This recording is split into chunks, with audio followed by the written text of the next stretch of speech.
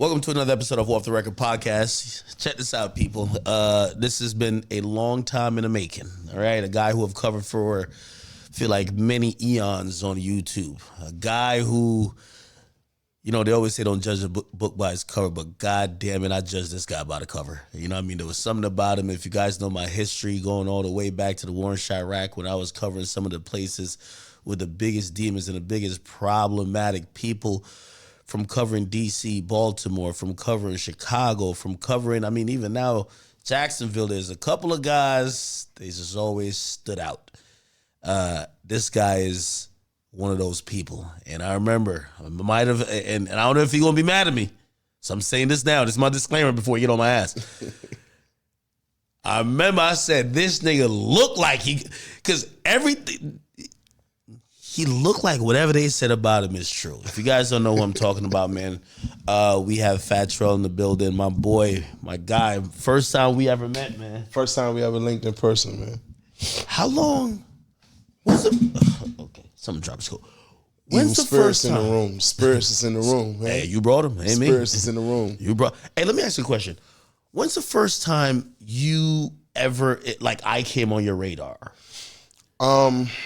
I believe, honestly, is when, the Migos had gotten. Well, no, you came on my radar? Yeah. Oh, no, it was definitely the war in Chirac. I used to spend a lot of time in Chicago with Sosa, Reese, Capo, Long Live Cap, Long Live Blood Money. I used to spend a lot of time in Chicago with them. And believe it or not, we'd literally sit around the house, smoke dope. We was drinking lean back then, it wasn't liquor. And they drink lean now too?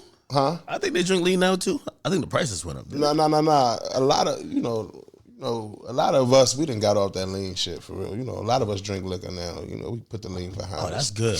Yeah, but believe it or not, we used to sit around and we'll watch you talk about all of it. Really? Yeah.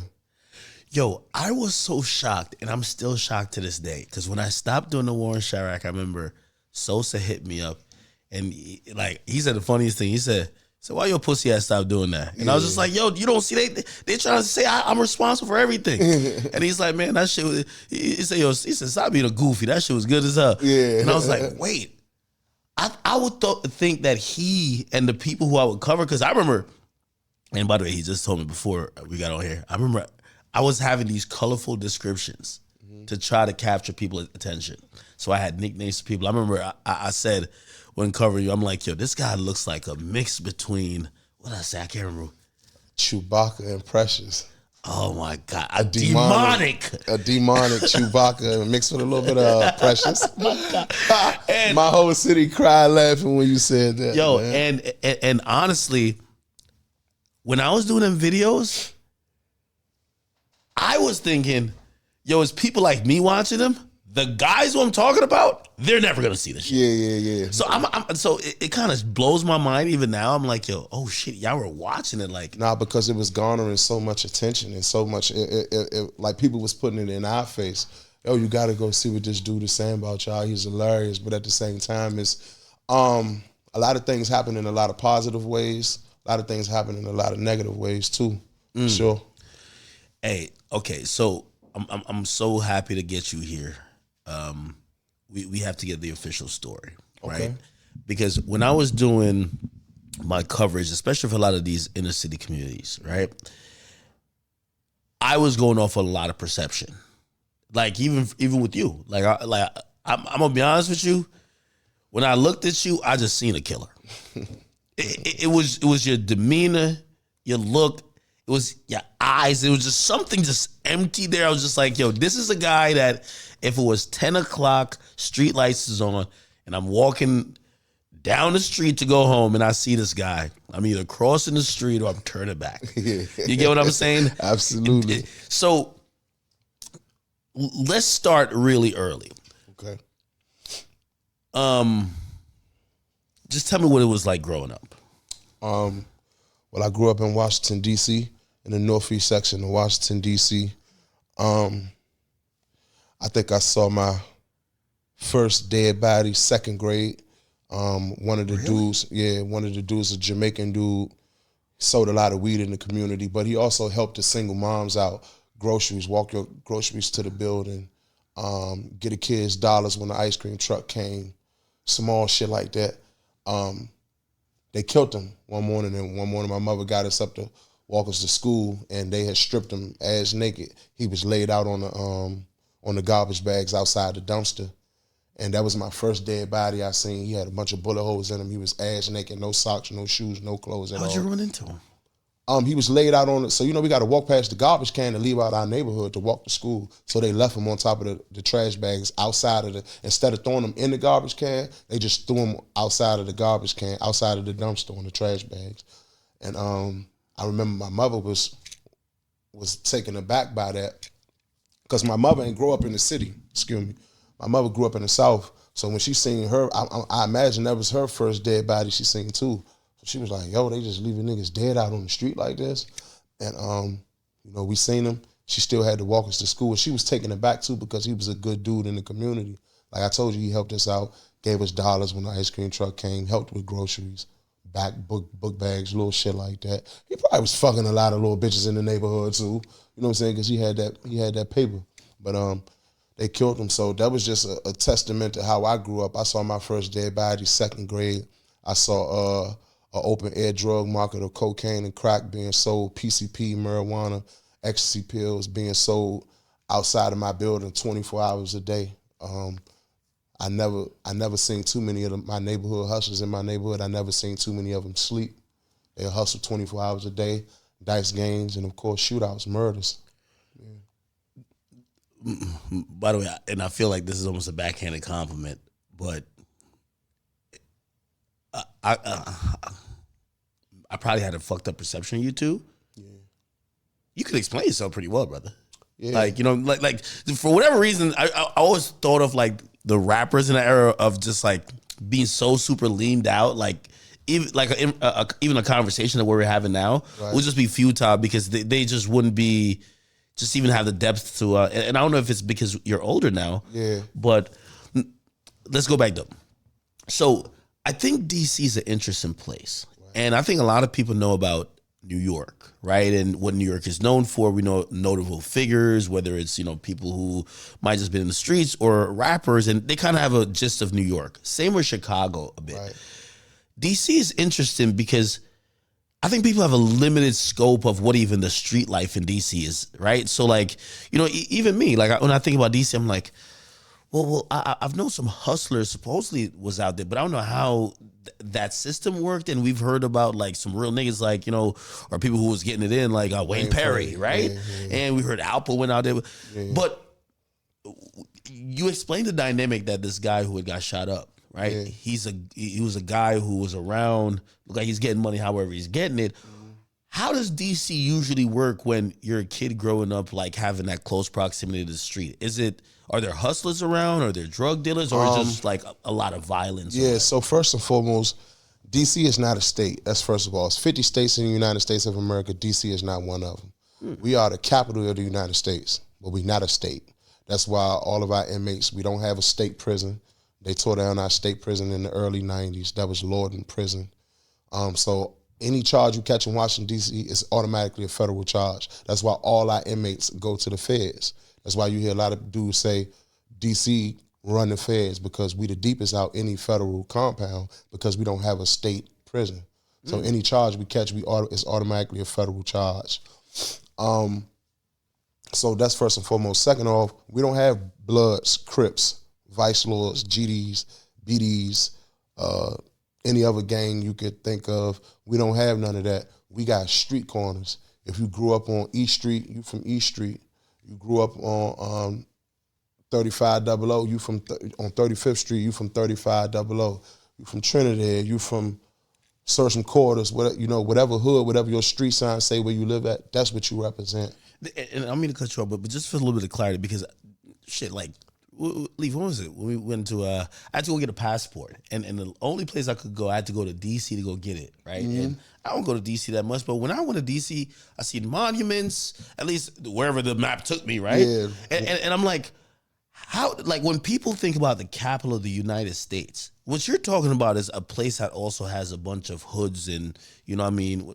Like, how does both coexist? Because people think about, a lot of times when they think about DC, it's like, oh, you could see. The president. Yeah. That's the first thing they think of.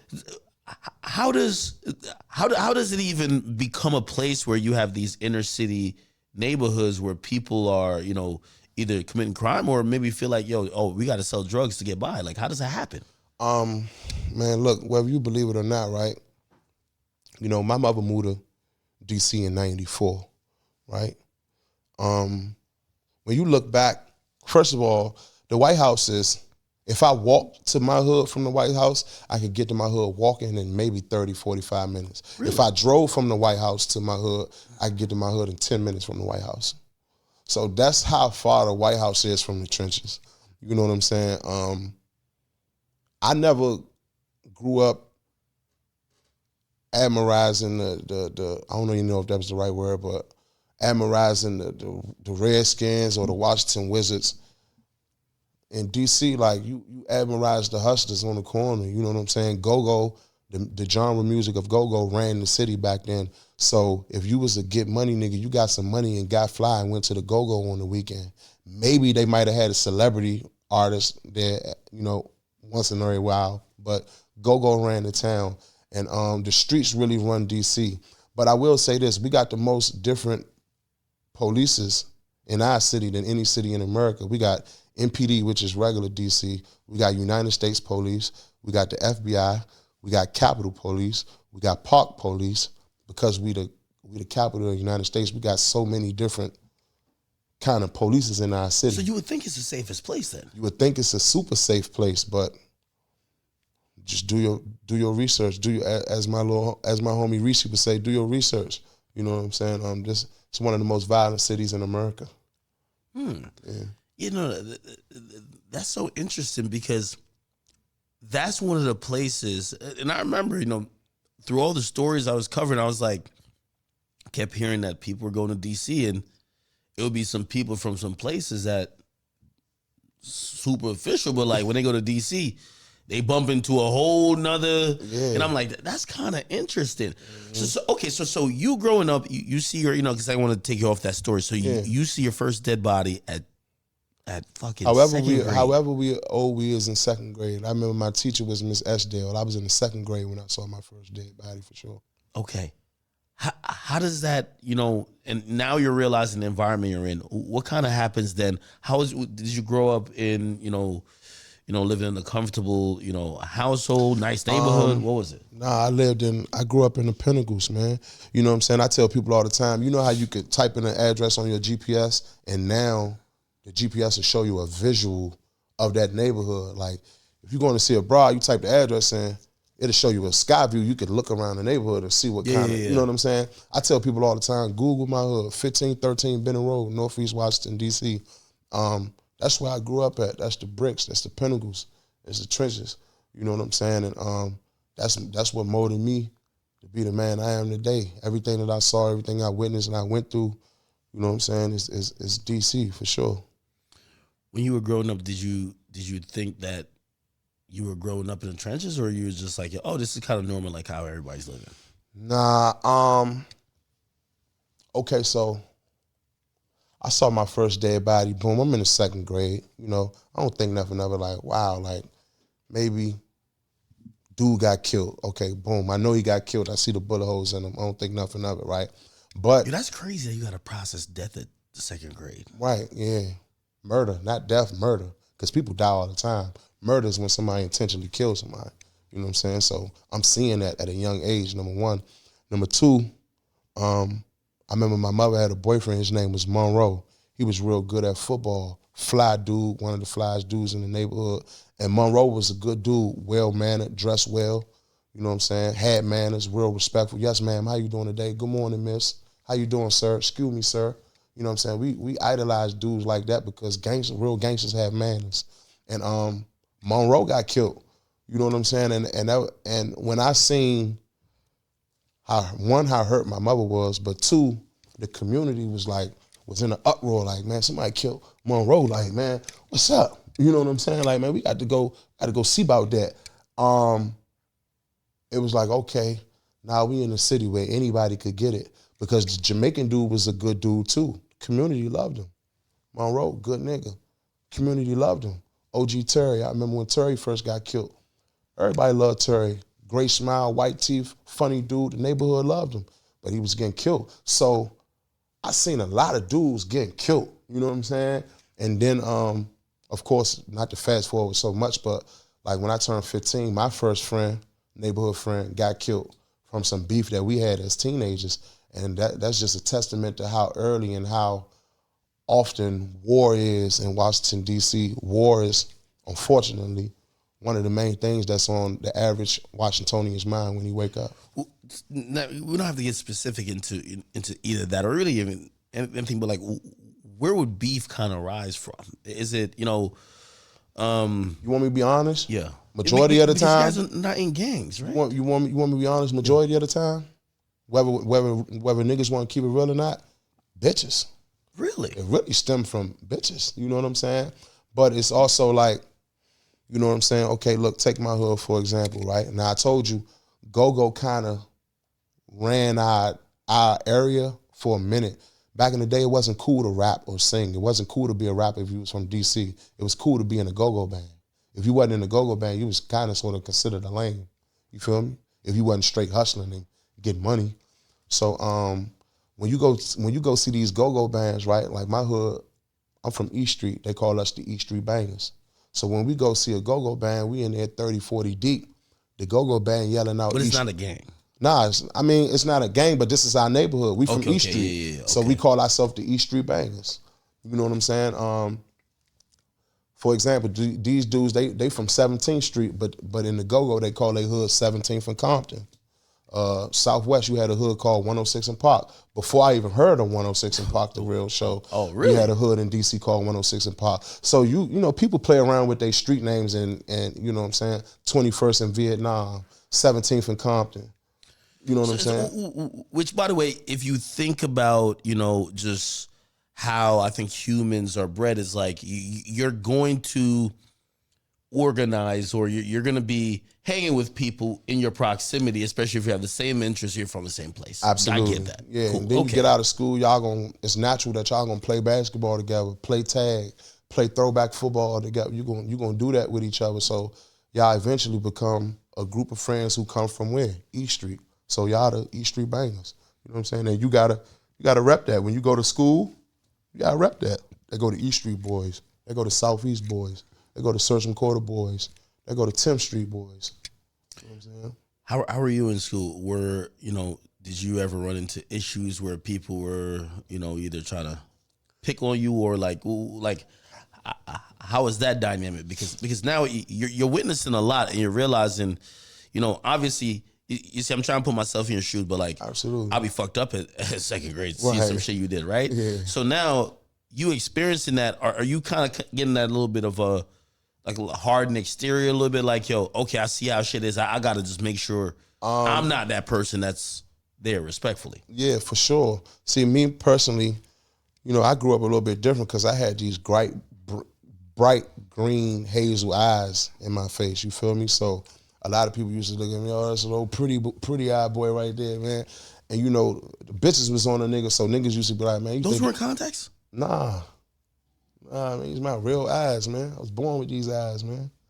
Fuck, I look like walking around with contacts, man. I always said, listen. Nah, these my real eyes, man. The eyes of a man tells a lot of stories. Of course.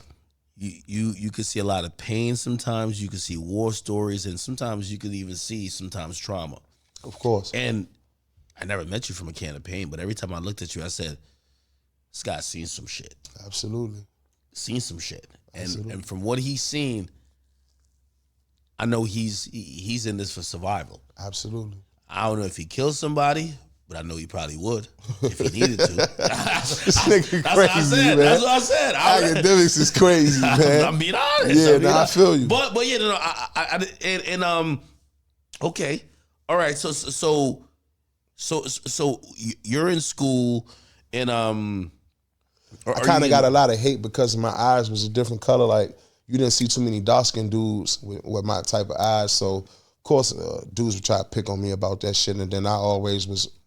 How'd I you react? always kept a girlfriend. You know what I'm saying? So Yeah, bitches be loving the shit, man. yeah, I of know. course, man. I always kept a girlfriend, so niggas will hate on that naturally. I did have to fight a lot in school. I did have to fight a lot after school. I also had my mother had 3 boys. I'm the youngest of us. Was your father around? Nah, my father wasn't around. So My like, mother used to send me to spend time with my father on certain summers, but once she found out that my father wasn't really watching me and that I was with one of his girlfriends or with my grandmother, she'd come back and pick me up. And then after a while, she just stopped sending me to him. So when you had an issue, and because you say you had other brothers, right? You were the youngest. Mm-hmm. Would you kind of go to them like, yo, I have an issue here, or would they just be like, hey, listen, you got to be a man and kind of like, Yeah, nah, I never went to get my brothers because that was the stigma. Like in my grade, yeah, what you gonna do? You ain't gonna do nothing but go get your brother. That's the first thing they gonna say. Man, you a bitch, go get your brother. So I had to fight niggas without even going to go tell my brother what was up. So, you know what I'm saying? Sometimes at the end of the school, he might come pick me up and be like, man, what happened to your lip? Who you fight? Who you fight today? You know what I'm saying? Because I ain't want to tell him what was going on because you was a sucker if you went and got your brother. You know what I'm saying? So a lot of my battles I had to fight. You know what I'm saying? I just had to fight one-on-one. That's interesting. Yeah. Okay, so you're going through school. You had mentioned 15. What happened at 15? On 15, my friend Scooby, which is why one of my first face tattoos, I got a W with angel wings and an S with angel wings under my face. I keep forgetting which side it's on. But in 2005, my friend Scooby got killed by a rival gang that we was beefing with at that time, rival neighborhood we was beefing with at that time. And so that was my first time where I witnessed like, oh, one of us could die. You feel me? Like, because that was the first death in our hood and our generation where, all right, now we die now, you know what I'm saying? So that was one of them. How that made you feel?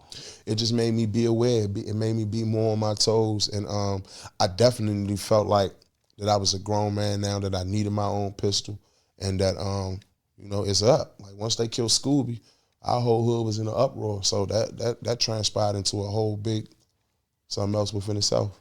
Now, I like asking this question because I've always told people when I talk about me doing the war in Chirac, I've always said that if I did it now, being in my 30s and having damn near almost 15 years of experience in media, I would do it so much different. Mm-hmm. Because, I used to look at it from a very naive, narrow perspective. I was like, yo, these guys are calling themselves savages, and if they're doing crime, these guys are inhumane. Right. These guys, they cooning, they whatever. Right. And yeah, you used a lot of bad words back in the day, Akademiks. Yeah. We're going to talk though, baby. Come on. But I did, I've admitted this. I lacked the understanding of understand the perspective. Yeah. There was maybe of a lack of empathy for what was, like, for example, if you had went out and did something, I'm like, I'd probably talk about you very negative, like, you're just a fucking idiot. Right. Like, you're a cancer. But again, it's trauma, right? Like, you seen your homie pass away. Right. You tatted him on your face. Absolutely. That probably encouraged a rage inside of you. Absolutely. That unless somebody had to go through that at 15, who probably still have a developing brain, I could never understand the pain and probably the thirst for revenge you felt at that point. Right. Right? Let me put it into your perspective like this, right? My mother raised 3 boys, single mom, went to school her whole life. Now she got like 2, maybe 3 degrees or something like that. We were so close as friends that Scooby got killed. I came in the house the next morning. None of us went to sleep, I remember. I remember like it was yesterday. Scooby got killed. It started raining. None of us went in the house. Everybody split, went their separate ways. We went and did what we do. Of course, I ain't going to say too much. And I came in the house and I had an S with angel wings on my face. I'm 15 years old at the time. It was so surreal that my mother, in my mind, I'm thinking, my mother about to beat the shit out of me when I get in the house, right? I come in the house. She like, boy, is you all right? I'm like, yeah, man, I'm all right. She like, nah, for real, is you okay? I'm like, yeah. She like, what's that on your face? I said, it's an S with angel wings. She didn't ask me boy, is you stupid? Is you crazy? Why you do that? None of that. She was like, I understand. You know what I'm saying? And mind you, growing up my whole life, my mother always told me, never get tattoos on your hands, never get tattoos on your neck or your face. You ain't gonna be able to get a good job. Well, at 15, one of my first tattoos, because my first tattoo was like MOE, which stood for money over everything on my arm. My second tattoo was my first love. I got a girl tattooed on my neck. And my third tattoo was an S with angel wings on my face. We were so deep in the streets that my mother seen that and was like, she ain't even question me. She was like, I understand. And I think that's, at that point, me and her both, without verbally agreeing, we both looked at each other and agreed, I'm in the streets forever now. Like, getting a job, going to the NFL, going to the NBA, it's over with. They killed Scooby, and we gotta go do what we gotta do, and that's hard. Like now, looking back, now that I got 3 kids now, you know what I'm saying? Looking back, I'm pretty sure I stressed my mother the fuck out. I was just about to ask, how tough do you think her job was? Like, you know, my mom raised 3 boys, you know, pretty much by herself because she split with my dad early on, and shoot, you know, as you were saying that when you came in the house, you thought she was going to beat whoop your my ass. ass. Like, I always tell, I'm from Jamaica. I was born in Jamaica. Right. My mama know how to beat a 16, 17, 18-year-old man like a man. Like a man, She, trust me. She not one of them people who be like, I'm going to get your uncle, or I'm going to send you to your daddy. She going to handle that. My mother the same way, man. My mother instilled fear in us from day one. You know what I'm saying? Like, so like I said, I was real scared, but at the same time, I knew that I was coming in there to change clothes and clean myself up and get rid of the clothes that I had on. So I was really on a mission, for real. I was trying to be in and out. And I think she knew, because she ain't dumb. You feel me? My mother, she very educated, you know what I'm saying? She ain't dumb, you feel me? Scooby got killed. He ain't came in the house the whole night. And my best friend, Tay, I know for a fact she called Tay mother and was like, hey, did Tay come in? And I know Penny was like, Penny is Tay mother. Penny probably was like, nah, Tay ain't come in the house. Yeah, well, you know Scooby got killed last night. Yeah, Trel ain't come in the house either. I can imagine how that conversation went. 1 + 1 = 2. You know what I'm saying? Come in the house, trying to change clothes, I'm trying to clean myself up, and you know what I'm saying? I'm sick, I'm nauseous, I'm nervous, I'm scared. You know what I'm saying? It was a lot, man. You know what I'm saying? That's a crazy thought that she probably didn't say, you my son, I don't want to lose you. You're not leaving this fucking house. Go upstairs. And I know this is tough. You lost your friend, but I'm not letting you walk out of that house. So I get why you're like, yo, that was an understanding where she's smart enough to know when you walked out of that house what it was. Yeah, and I had that look in my eye, like my mother. I'm not one of them dudes. I'm not one of them dudes who gonna sit here and fake and like I grew up. Yeah, my mother knew what it was. Nah, I feared my mother my whole life. She whooped the brakes off us. I feared my mother my whole life. Every decision I made walking out the house, I always thought about what my mother gonna do if I get caught. You know what I'm saying? But that day, that specific day, I believe she looked me in my eyes and she asked me, was I okay? I said, yeah. She said, no, for real. I know how close you was with Scooby. Is you okay? I said, yeah, I'm all right. And she looked at me and said, what's that on your face? I told her what it was for. And she moved out the way. Walked back to my room, did what I did, blah, blah, blah, and left. I think she looked me in my eyes and knew that it didn't matter what she would say on that day. I was going to go do what I had to go do. How did you feel, though? You know, if you had to reflect on it, did you feel anger, hurt, or you just felt you needed revenge? Like, what was that feel? Because, like, did you break down crying? Like, hell yeah, we broke down crying out on the scene. Like, you know, he got killed at like I told you, I saw. You know what I'm saying? It's a parking lot. My neighborhood got a big parking lot. Scooby got killed at the bottom of the parking lot.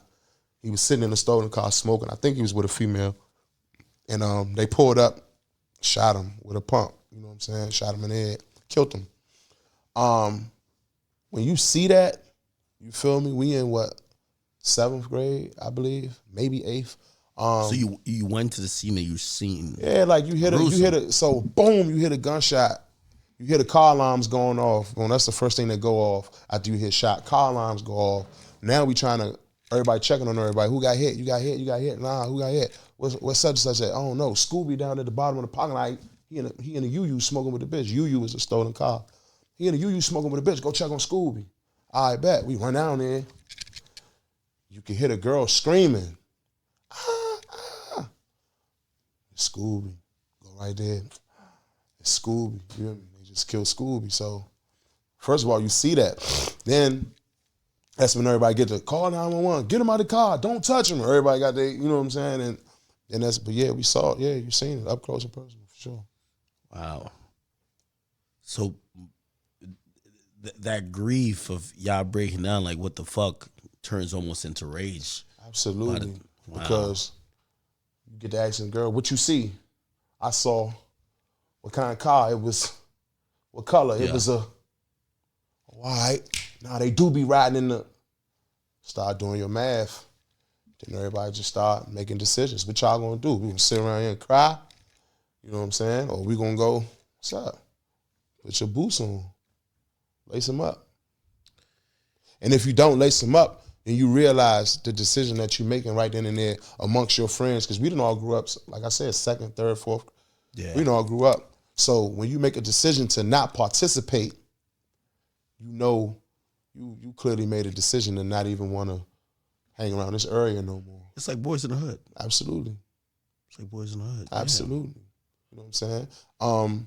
You could tell Boys in the Hood was a movie. I'm gonna just say that was a movie. How they, gave Trey a pass for not wanting to. That was a movie. Ricky died with you. Ricky died with you. You supposed to be on. You supposed to have the most bullets in your clip. He was with you. Doesn't it kind of work like that? Like if one of say y'all all grew up with your friend, right? And even if someone he was the closest person there, and he's like, nah, this ain't me. Nah, I'm good. Okay, well, if it ain't you, right? Why hang with Ricky? Number one. Number two, what's the name of the little block where they went to and it was lit, where the dude first bumped him originally? Yeah. You like to hang with Ricky all the time. Y'all go and hang out at these dangerous spots all the time. So now when shit get real, now you want to fall back. You just give me a whole different perspective of that whole movie now. Ricky friend, man. You know what I'm saying? And look, we're not even saying that you have to turn into a super cold-blooded killer after this. But let's go see who did this to Ricky. And after that, you can still go to college, be with your girl, chase your dreams, and let's put this behind us because we know this ain't you. But dog, he was with you. Could have been you. Imagine us not jumping in this ride about Trey. Man, we going to go ride for Trey, man. That's our dog. You just gave pretty much I never thought about it like I've always thought about it like, yeah, he was the guy that wasn't like that, but you just brought up a point. He was hanging around with all the guys that was like who that. was like that in the situations around other people that was like that. Right. And last but not least, right? Because I'm a fair nigga. I'm a real nigga. I'm fair. Let's say you don't want to get in the car and slide. Man, go get your father a pistol. We need all the artillery we could get. Contribute to something. Contribute to some type of get back for Ricky, man. If you don't want to roll, that's cool. Go in the back, get your father a gun, and give me all the extra bullets you see in him. Man, we about to go slide for Ricky. You got to participate in some way, shape, or form. Go steal us a car. Go get a low. Go get a drop for. Do something. Yeah, do something. Just don't be like, hey, I've been on the sidewalk this whole time. I don't know what y'all doing right now. Yeah, don't do that because you ain't been on the sidewalk. You've been with us. You've been with us. Wow. That was a moment I could imagine you probably went through a range of emotions, not only grief, but also seeing your own life changing, right? Absolutely. And I think in that moment, you also make the choice where you now also become a target, right? Absolutely. Where someone's like, oh, this guy's offended that whatever happened? Oh, he think he gonna do whatever? Yeah. Oh, he must think that we can't do something to him. Exactly. So now you got to walk around a little bit different and a little bit, maybe, I don't know if necessarily in fear, but you got to walk around looking around to see if we call it being on point. We call it, in DC, we call it on point. Now from here on out, just be on point. Just be on point. How did life drastically change after that for you? moving more militant.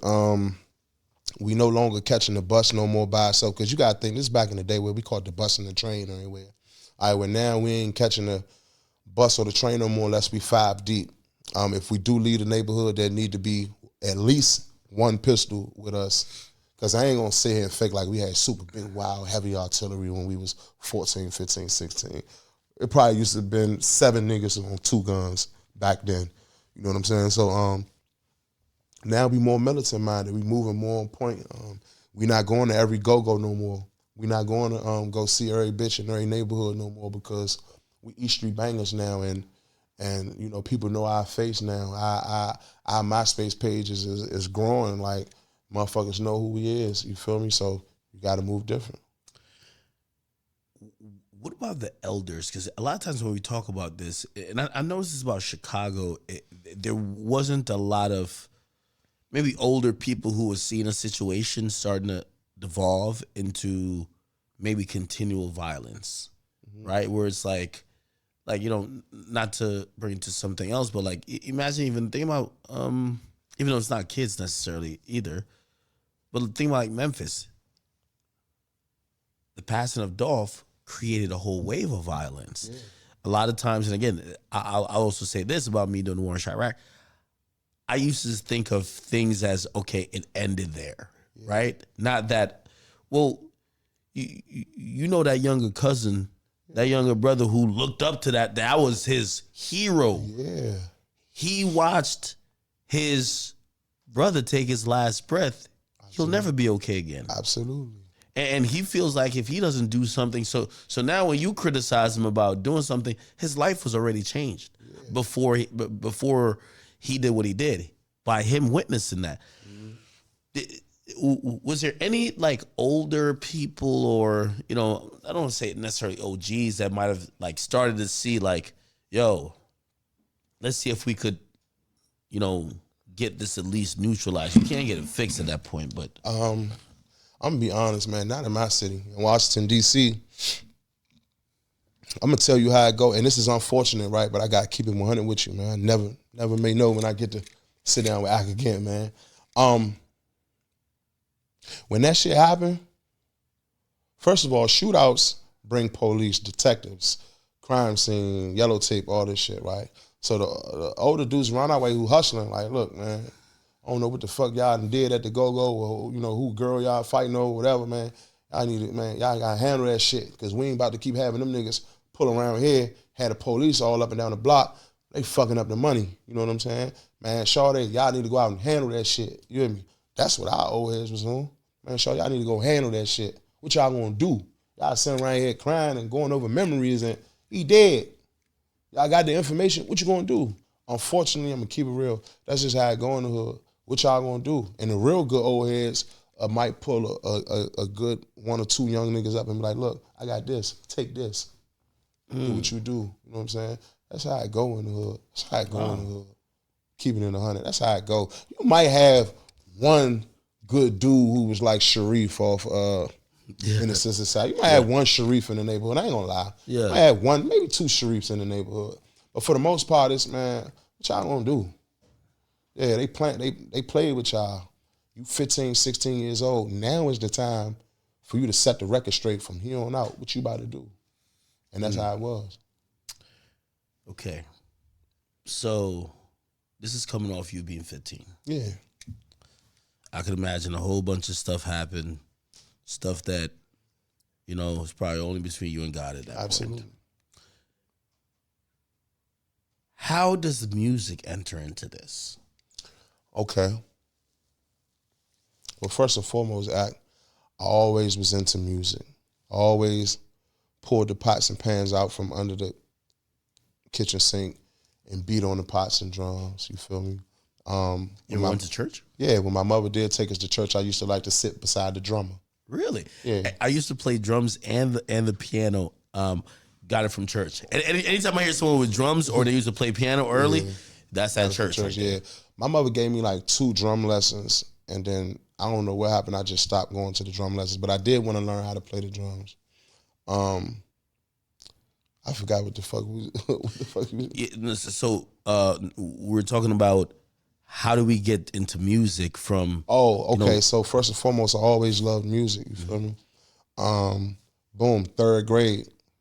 I came home from school. I was like, Mom, they having a talent show. What should I do? She was like, man, you should rap. I was like, all right, so what song should I do? Were you a shy kid? Nah, I wasn't never a shy kid. I always wanted to be a rapper or entertainer, so I was always well-spoken and, you know what I'm saying, outspoken. Like, I wanted to entertain. Youngest? I wasn't a class clown, but I wanted to entertain. I wanted to show off my skills, for sure. You were the youngest, right? Yeah, the youngest out of 3 boys, I was the youngest. I'm the youngest out of 3 boys, too. Yeah. I think there's a thing about the youngest that kind of makes you want to, like, do better than your 2 other brothers. Absolutely. And, you know, like, I mean, we could even see it, like, respectfully. I think LeBron James' youngest kid is going to be the best. I think it's the reason why LaMelo Ball is the best. Right. Yo, as the youngest son, first of all, the oldest son going to be mama's not favorite, but she's going to think about the fucked up position she was in when she had him. Yeah, I had him when I was a little young. I didn't really know, whatever. That was like, so she's going to excuse anything he does because she's going to say, I had him when I was super young. I didn't know what to do. But by the time you're the 3rd, she thinks she's a great parent. Yeah. So now you don't got no excuse. So you got to go extra hard. Absolutely. And the middle child sometimes gets to skate by. Yeah. So you got to really go hard. Okay, so good. So you're not a shy person or like that. Yeah. She said you should rap. You agree? I agree. I said, what song I'm gonna do? Because I was thinking like, you know, just rap industry song that's already out. She was like, nah, write a rap. Really? Yeah, this 3rd grade. A lot of you not. She like, write a rap. I'm like, write a rap. She like, yeah, write a rap. So I wrote a rap called My Ghetto Neighborhood. Really? Yeah, no cursing. And I performed it at the talent show, and I won the talent show. You know what I'm saying? And that was when I knew, when I wrote my Who were you listening to even like Scarface at that age. Really? Yeah, I was listening to a lot of Scarface. Why? His message and his voice. You feel me? Like, let me give you an example of me as a kid, right? I played Martin Luther King in my church. I did the whole I Have a Dream speech. I wore the hat. I walked down the aisle with the briefcase. They made me stand on these crates and stand at the pulpit. I did Martin Luther King. You remember the whole speech though? Yeah, I did. I did the speech. No, do you remember it to this day? Nah, hell no. Hell nah. I did the whole speech, and you know, I wasn't never no super nervous kid. You know what I'm saying? After I won the talent show, the arts teacher asked my mother, could I play the line in the Wiz play? Not the Wizard of Oz, but the Wiz, you know, Michael Jackson and Diana Ross and them. So it just led me to always entertaining people, you feel me? And then when I knew that I could write a rap, I'm like, oh, I could really rap, you know what I'm saying? And so Scarface, it was just something about this song. My first Scarface song I ever heard was Money in the Power. And when I heard the song, the way he told a story, the way he flew his brother down and was trying to help his brother out, but he was chasing pussy too hard. The way he put that all together, I was like, yo, this is what I want to do. You know what I'm saying? And at the same time, Crisscross had came out. Jump, them act that and make you jump. So I'm looking at them on TV and I'm like, oh shit, it's kids rapping. You know what I'm saying? Like, oh, nah, I could be a rapper. You feel me? And so, boom. And then later on, you start see Romeo and Bow Wow, and it's like, oh, all right, yeah. And then Bow Wow did the Like Mike movie. And of course, you like, shit. Yeah, that Like Mike movie was crazy. Yeah. And everybody wanted to be either Romeo or Bow Wow in some way, shape, or form. I ain't saying like wanted to be like them, but you wanted to be a famous acting kid or a famous kid rapper. You wanted to be that. You feel me? And so, yeah, but I was listening to a lot of Scarface early. Scarface, Wayne, Gucci, and Ross. Heavily. Wow. Okay, so you win that talent show. Yeah. Does your mom tell you to keep doing music? Yeah, because like I said, after I win the talent show, they asked me to play the Lion in the Wiz. When I played the Lion, I did so good, we made the newspaper. We made the Washington Post. Like the Washington Post came and watched the whole play. They took pictures of us and they put our picture in the Washington Post. So we did real good. What happens next? Well, I got into sports. I always used to write raps or whatever. And I used to I used to walk around the neighborhood and battle rap and, beat on the garbage can and rap and shit like that, but we never really Did you have the name Fat Trel at that point or no? Nah, I actually was calling myself, you ain't gonna believe this. What? Homicide. Homicide? Yeah. That was my first rap name, Homicide. Goddamn. Yeah.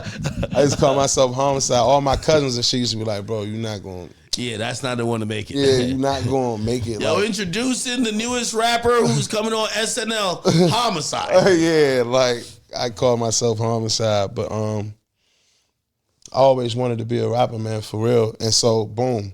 So let me give you I'm going to try to make it short. I'm sitting outside my mother's building one day, me and my homie, we outside rapping. And this dude walked past, and I always seen this dude. He was a very well-dressed dude. He always wore suits. He always smoked weed, and he always had a lot of girls coming in our house. Never knew what he did, though. He drove a Z. You remember them Zs, the little two-door Zs? He drove the little Z, right? So one day we outside rapping, he walked up to me, he like, yo, I ain't even no rapper, but I could spit a rap right now. It's going to be better than you. I'm like, huh? So the nigga spit a rap. He spit his little rap. I spit my rap. He like, hey, you want to go to the studio? So in my mind, I'm like, man, this nigga ain't going to take me to the studio. I don't even know this nigga. You feel me? But I'm like, yeah, I want to go. You want to take me? He like, yeah, I know what apartment you live in. When I come knock on your door, just be ready. I'm like, all right, whatever. A couple days later, he really came knock on my mother's door. I was like, yo, my name Dakari. I'm here to take your son to the studio. And he took me to the studio for the first time. And I never forget, I made a song called No Raw. You know what I'm saying? Which is, it's on YouTube to this day. That was my first song I ever recorded. A lot of people don't know this. That was my first song I ever recorded. And when I heard my voice on the track, I fell in love. I knew for a fact that this is what I want to do right here. Really? Yeah. So when I heard my voice for the first time, being recorded, I was like, "Oh man, I sound terrible."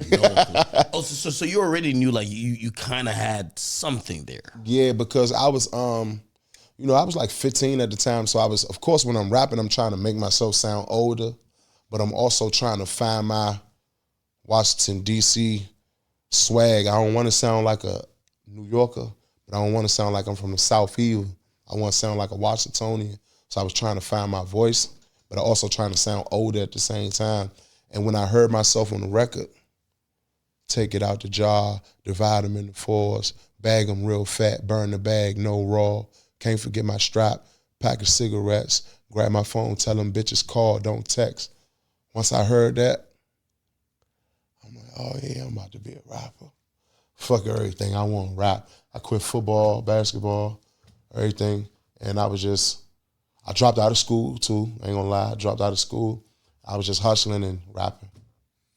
Yeah, I think historically, if we look back, and I don't know if I just got some wild and same theory, I think a lot of dudes who end up being a little bit bigger, they got away with words. And I don't know if that's something that comes before the music, where you had to have a way with words to either get women or whatever. Of course. So if we talking about Big Pun, if we talking about Fat Joe, we talking about Biggie, we talk a lot of dudes who are a little bit bigger, they have that little finesse with the We got to, because one, not to cut you off, we got to because one, society looks at fat as unattractive, right? Mm-hmm.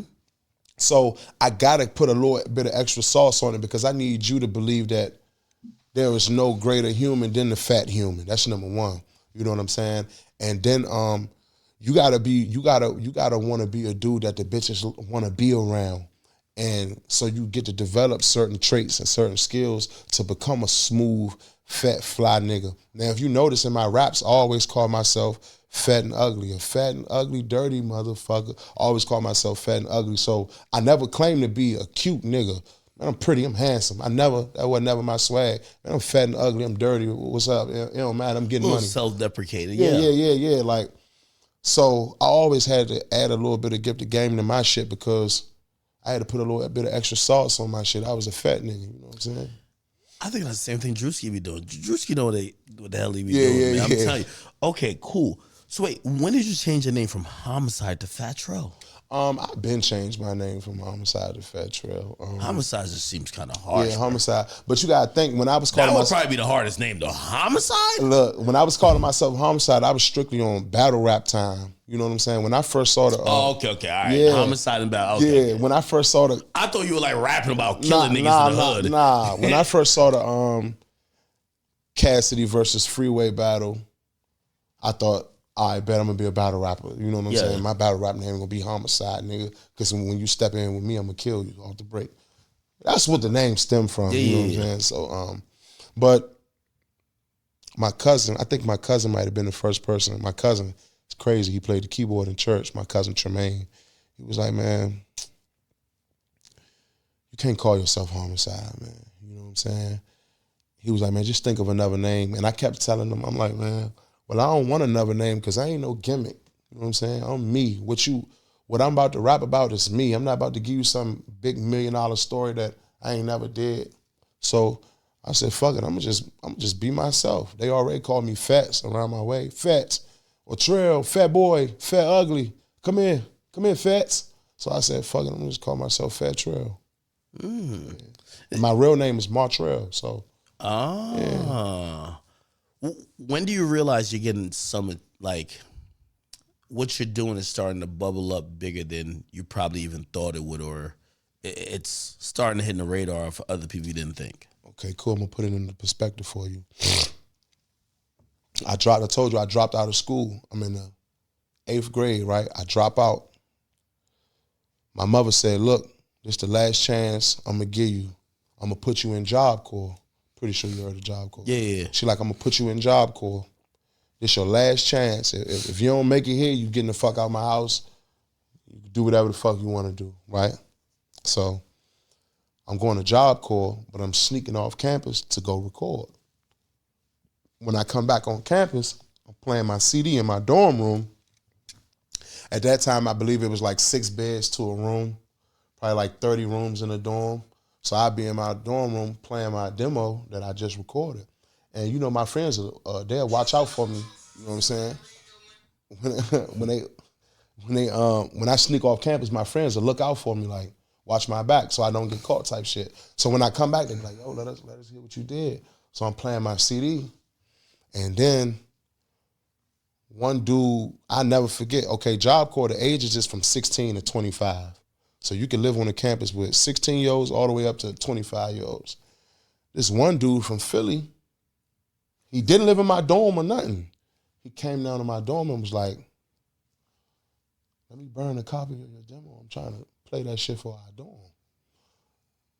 I'm like, damn, how you burn a CD? I ain't even know how to burn CDs. I'm like, I burnt this, so how the fuck you feel me? So once kids started asking for my demo, like wanting to play it in their own dorms, then once the females asked for my CD to play it in the girls' dorm, I'm like, oh, nah, it's lit. Boy, I might be on or something. Boom, create a MySpace page. You feel me? And then once I create the MySpace page, shit just started going up from there. Then eventually I left Job Corps too. Dropped out of Job Corps. God damn it.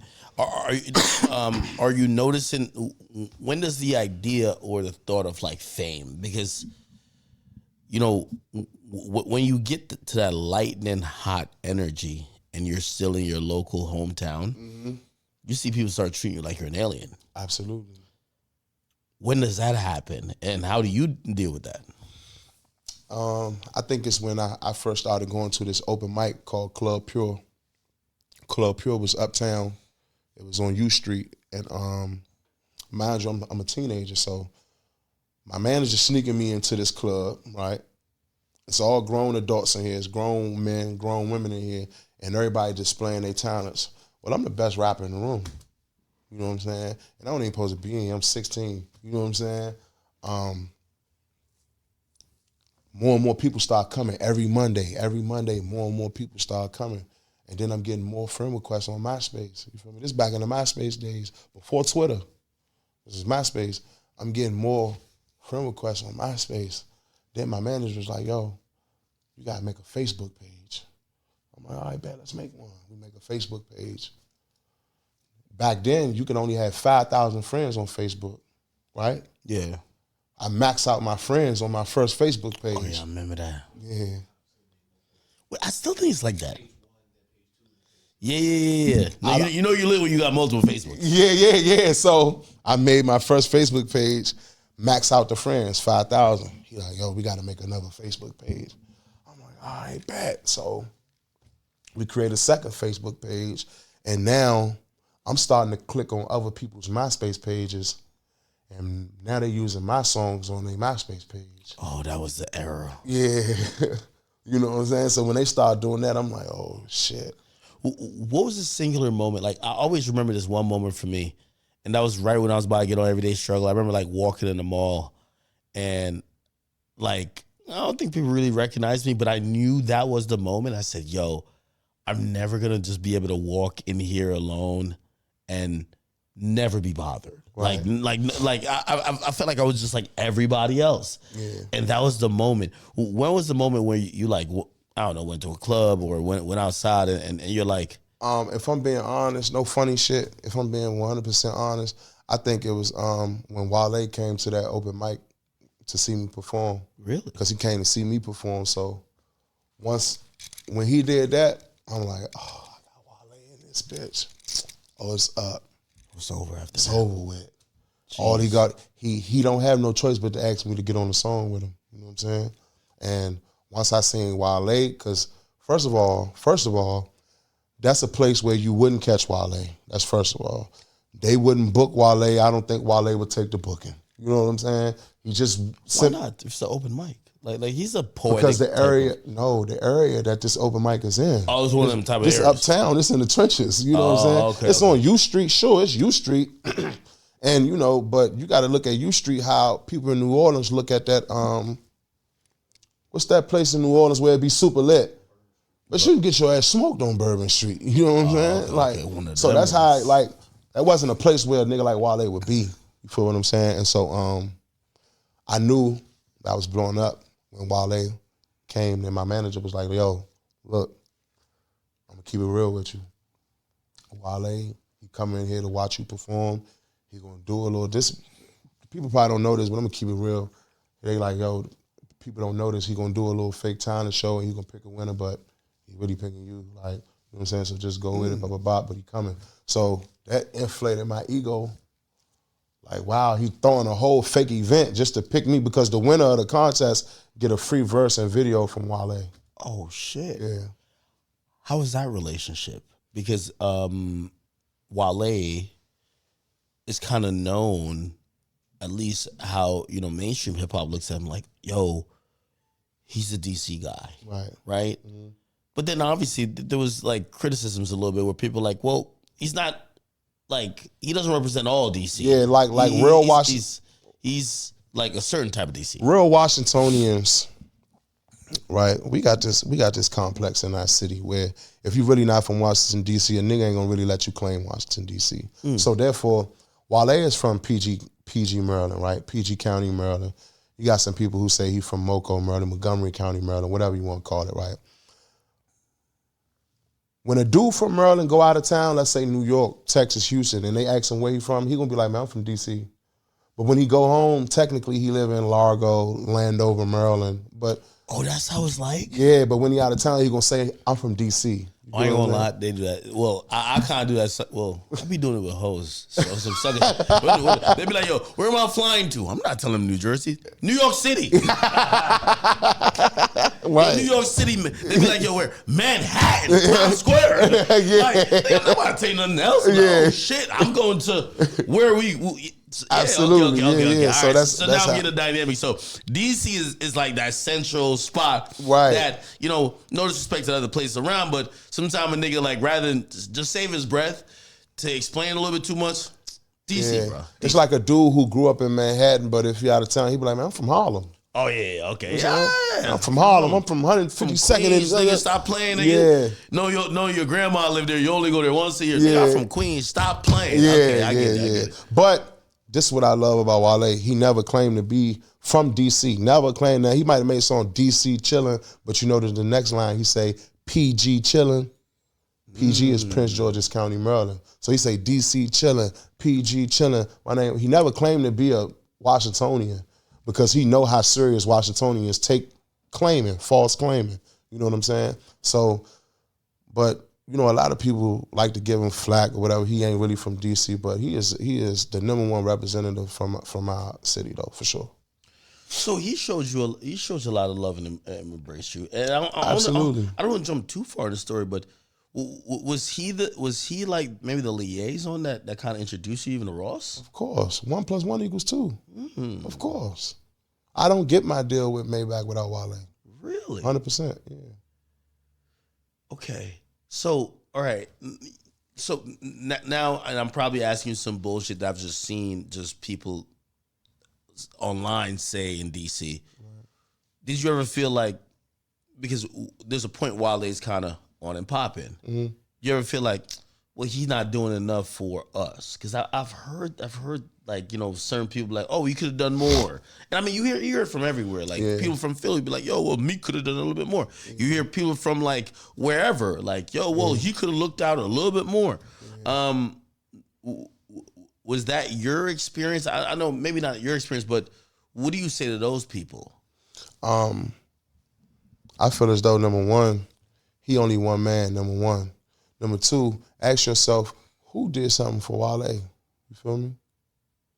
When you go to the studio and you record these records and you go to these high schools and these colleges and you pass out your demo and all that, you got to force your CD on these DJs. You got to force your CD on the strippers at the strip club, tell them play. Nobody's giving us nothing. We had to pay DJs to play this shit. We had to pay studios to record us. We had to pay the security to let us in the club because we ain't having the clothes that you supposed to wear to get in. Nobody gave us nothing. That's #1. So all this, what he did and didn't do for the city, me personally, I don't agree with it. That's #1. #2, Wale has done a lot for the area. You feel me?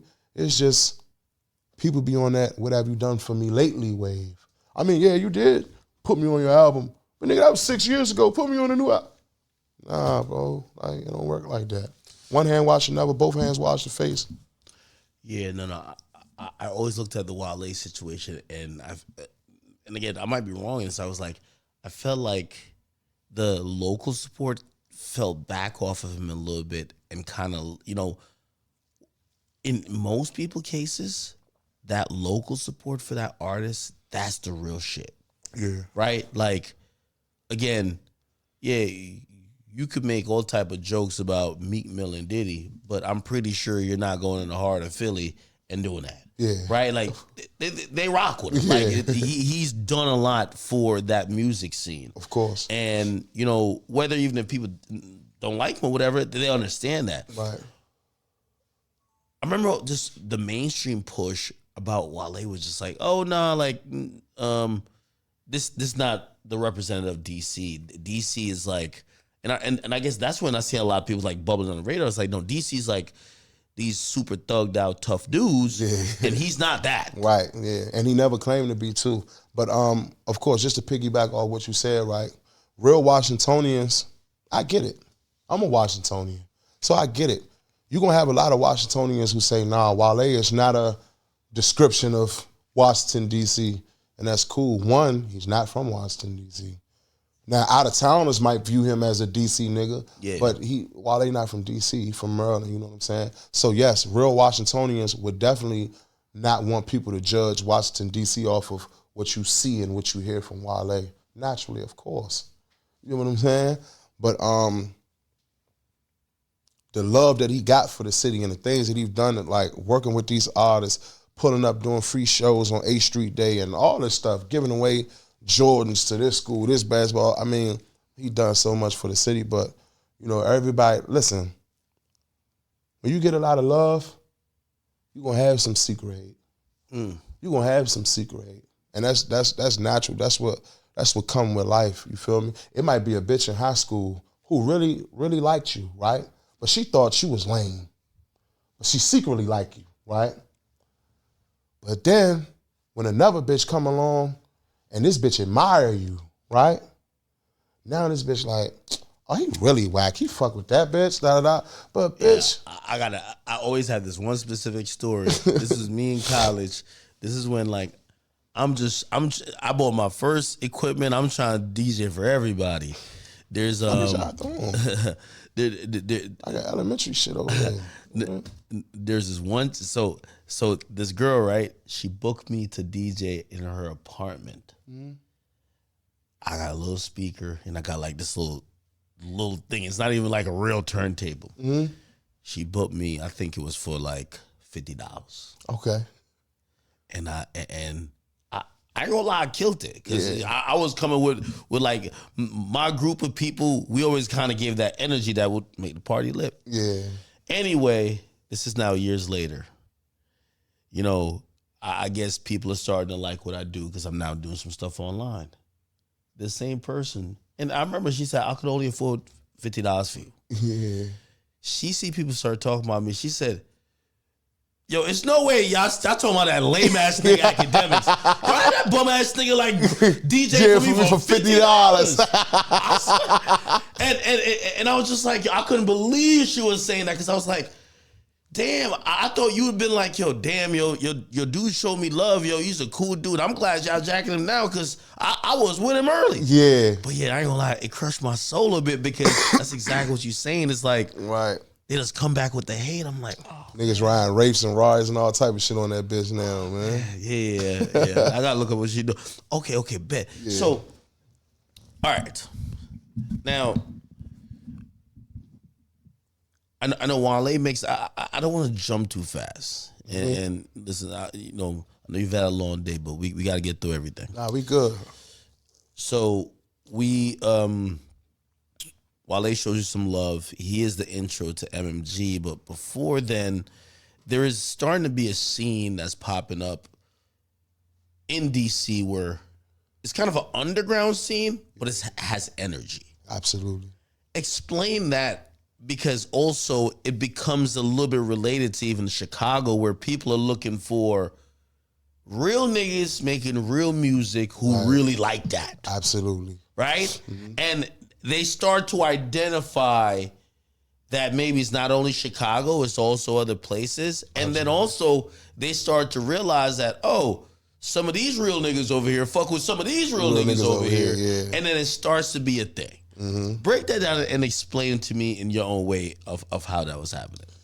Man, that's real interesting, man. So so coming up in the rap game and shit, like I didn't have a lot of connects or whatever. So I remember when I first created a Twitter, right? I didn't know how the fuck to use a Twitter at all. Yeah. And this was back then when I had music on MySpace, all type of shit, right?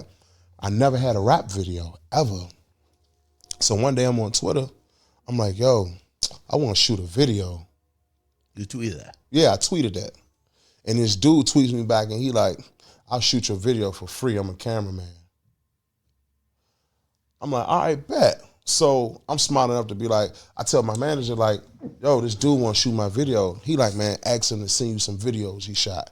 I'm like, all right, so I write him back like, yeah, send me some videos that you shot. Yeah. This nigga sent me his high school football highlights and footage from a wedding. Oh, man. Yeah.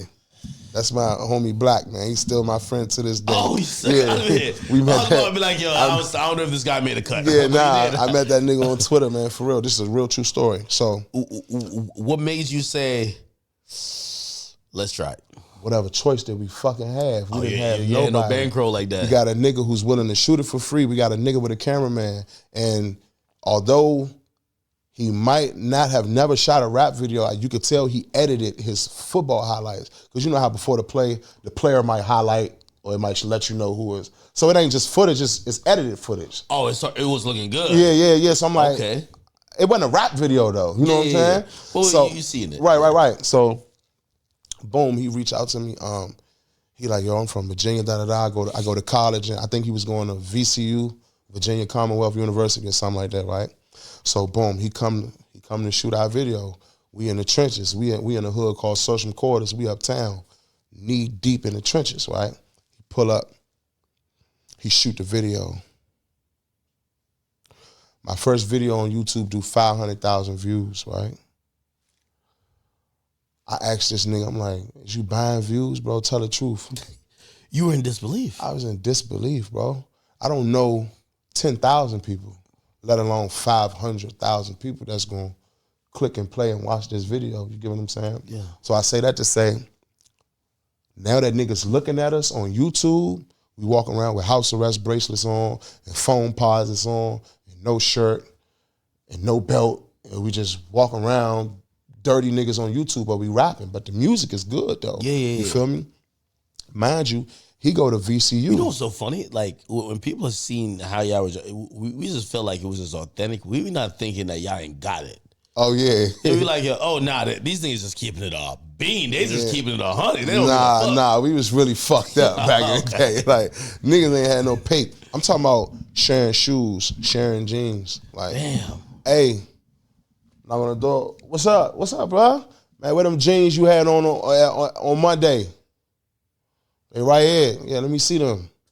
You know what I'm saying? For real? Yeah, nah, we shared jeans, man. We shared soap. You know what I'm saying? For real. Like, we was really fucked up. But anyway, not to go off track, right? So, boom, he come shoot the video. We blowing up on YouTube now. Black, he go to college. Who do you meet in college? Small niggas. Who do you meet in college? You meet all type of people in college. You know what I'm saying? One day, this nigga pulls up at the studio. He's like, yo, you want to do a song with Chief Keef? I'm like, fuck, nigga, yeah, I do a song with Chief Keef. He like, all right, I'm about to have you FaceTime him. I'm like, how fuck did he you get mean? the That's what I'm saying. I'm like, who the fuck do you? How the hell you go to college and get that connect? Like, who do you know? Like, what you mean you about to put me on FaceTime with motherfucking Chief Keef? Like, what the fuck are you talking about? You know what I'm saying? He put me on FaceTime with Sosa. You feel me? So I'm like, damn, what's up? He like, bro, we fuck with you. Sosa like, man, we fuck with you out here. Da, da, da, da. Mind you, I'm not knowing that I got fans in Chicago, but it makes sense because the YouTube views couldn't have just been people in Washington, D.C. watching me. You know what I'm saying? So he like, man, we fuck with you out here. Yo, that was an era where, like, people were, you know, and that's why I even understand even how the war in Iraq is like so impactful. It's like people were going to what they wanted to see. Yeah. Like, there's a lot of cameramen now that are as important as Metro Boomin is right now. Absolutely. Like, cameramen, they were almost A&Rs. They were picking the right songs, shooting the right visuals, doing it. And then people were just watching it.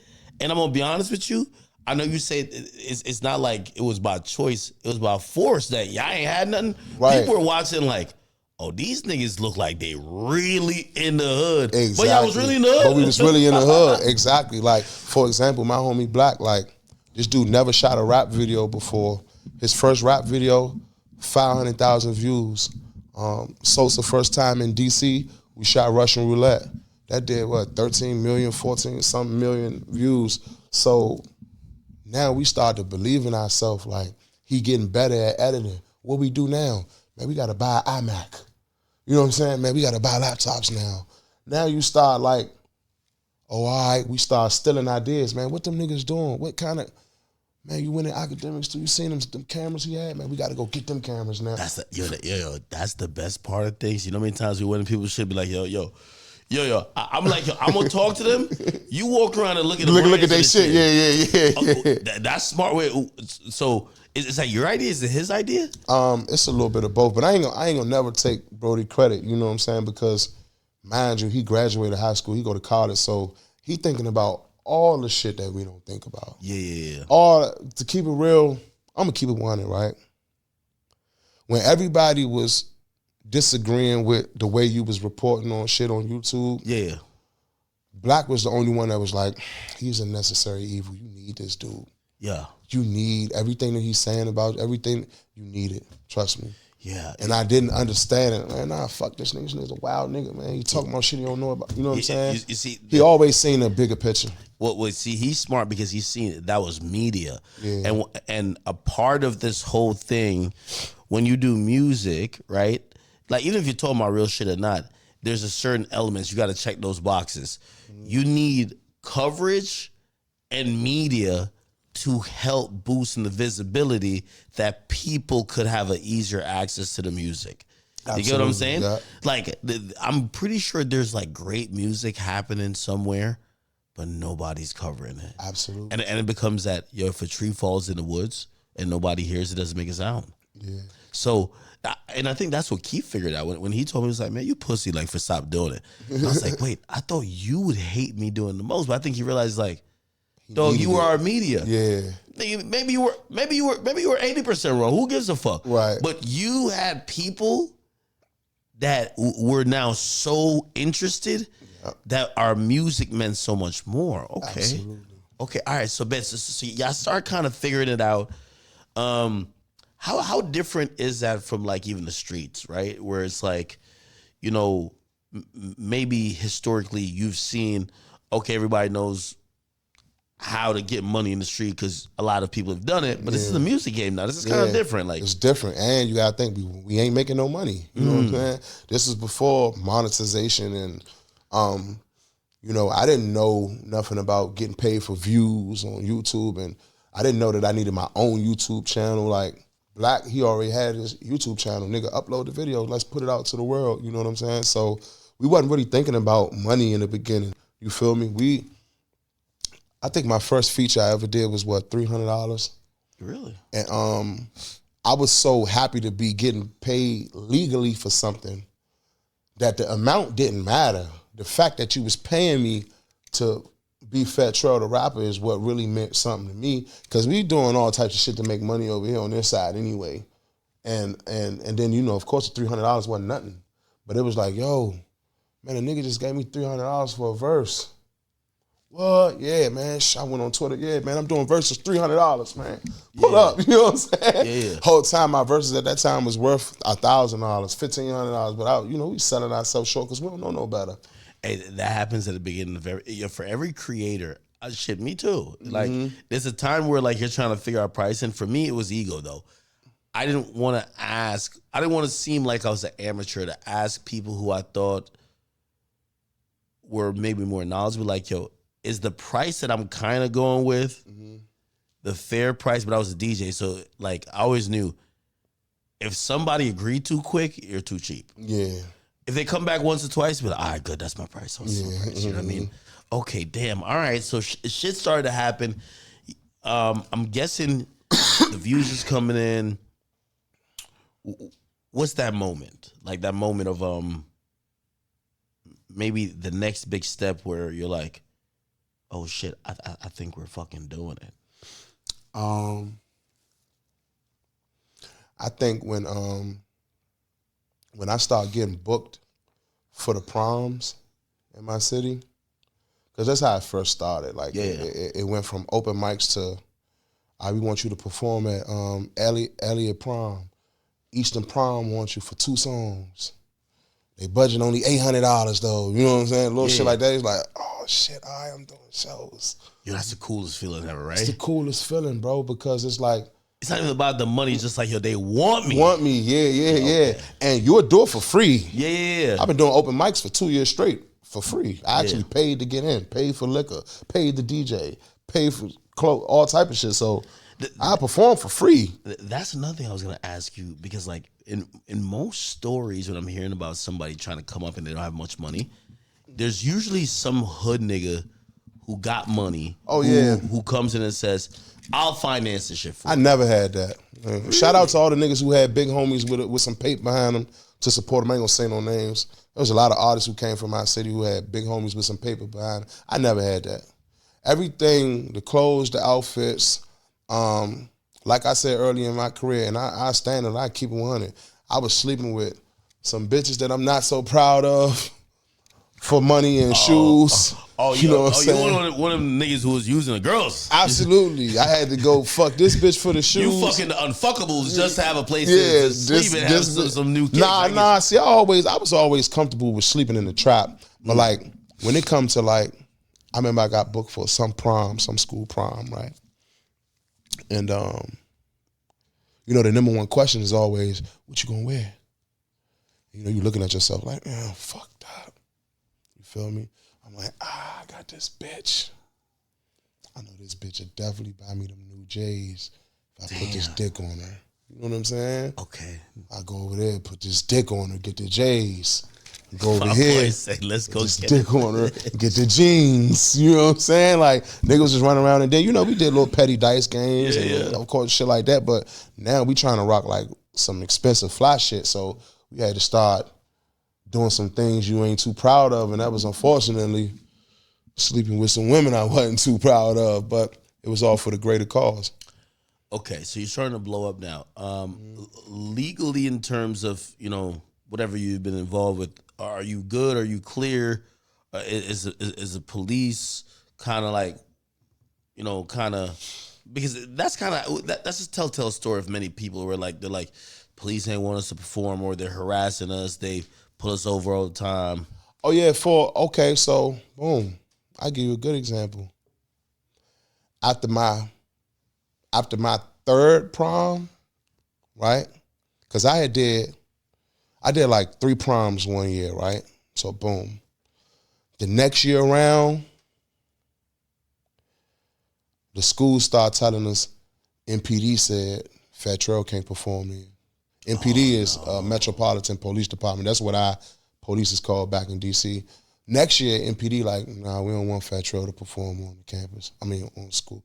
Nah, he can't come on school grounds. Were there was fights before or something? Huh? There was fights like last year? No, what happened was you had kids who were starting to make fake Slutty Boy shirts. Oh, and boy. Yeah, and there you go. Yeah, because I got hollered at you too, because I remember when that shit first hit the net and you was like, these niggas are calling themselves Slutty Boys, which I'm like, what the fuck? You know what I'm saying? So, but nah, niggas was making fake Slutty Boy shirts and they was going to school fighting, stabbing. So on the outside looking in, it looked like, yo, these dudes, they support the Slutty Boys. So who is calling themselves a Slutty Boy? Oh, well, that's Trel and the Slutty Boy. Oh, all right, well, he's not allowed on this school to perform because a kid got stabbed by somebody who had on a Slutty Boy shirt. Wow. Feel me? Fucked up. Yeah. Jeez. Okay. So at least you're having a little bit of emotion. Can I get some more tequila, please? Wasn't even that? Oh, you got that one there. Okay, cool. Bet. Yeah, actually, I think I'm gonna drink some of that. I thought that was bullshit. What's that shit called? Milagro? Milagro, man. Don Julio and shots of Milagro. Oh, that's what they talking about when they said. See, I'm still on. Tori put me on to Casa Azul, and I don't know. I think Casamigos just happened to be there. Okay, all right. So, how far are we in the story from you even? Because I think people remember the notoriously you linking with Keith. Mm-hmm. You pretty much signed to MMG. Yeah. Which I ain't gonna lie to you. This is what I thought then, and I was just like, yo, they hired a real killer in MMG. This is like the enforcer. Like, I don't know if he's here for rap, but he's here to make sure everybody realize shit ain't sweet. And also, whenever MMG, you know, and I'm like, yo, Ross is doing something strategic. He got a real nigga in Philly. He's making sure, you know, of course, shout to Wale, but he making sure he got the streets in DC. Yeah. And that was one of the times where, like, quickly I was like, yo, because there's also a demeanor about you, and you could tell me if I'm tripping. No, just that keep it real with each other. That I feel like even the way you talk, like Ross is one of those type of orators where like he just kind of he has you on every word, he has you on every rap. You give a little bit of that energy, and I don't know if that was ever intended with Ross even being attracted to you and your talent. If I'm being honest, right, not to cut you off, you gotta think, one, Ross is my favorite rapper. Before I met Wale, before I met Rick Ross has been my favorite rapper. Just the lyricism You know what I'm saying? Just I always wanted to be, well, of course, naturally, everybody wants to be a boss, right? But out of all my friends, like when I walk outside and I see my neighborhood, you know, I'm from a hood called the Pinnacles, East Street, 1600 block of East Street, 1500 block of Benton Road. When I walk outside and I see my neighborhood and I see my friends, I kind of always wanted to be the leader. You know what I'm saying? And I felt like his music was helped molding me into becoming a leader in my neighborhood. You feel me? It's just the way that, you know, kilograms were the key to my success. I apologize for being so discreet with my connects. My friends wasn't listening to that. You know what I'm saying? They was listening to Kiss Me Through the Phone. You know what I'm saying? No disrespect to Soulja Boy. Soulja my dog. I got songs with Soulja. But that's what they was listening to. And I was listening to Mafia music too. That was just the mind state that I was in. And not to mention, you know, outside of being a rapper, I wanted to be the biggest. Mafia, I ain't gonna lie to you. That's one of them joints. Mafia music too. Do me one favor, Act. It could be tonight, tomorrow, whatever. Play Mafia music 2 back and listen to every word he said in that song, man. Okay, so I think there's 3 versions of that. I think the original is, I got a feeling I would really, like, I think that might be the original. Look up in the stars, she like honey with a roof. That's the original. Oh, yes. But Mafia music 2. Yeah, yo, he had them dark beats. Yeah. Like, oh, man. But listen, Mafia music 2 is the one where he say, plenty dreams, my women pose like figurines, whip sweeping through traffic like triple black centipedes. Please let a nigga breathe. Dilated pupils are the seeds of a nigga's greed.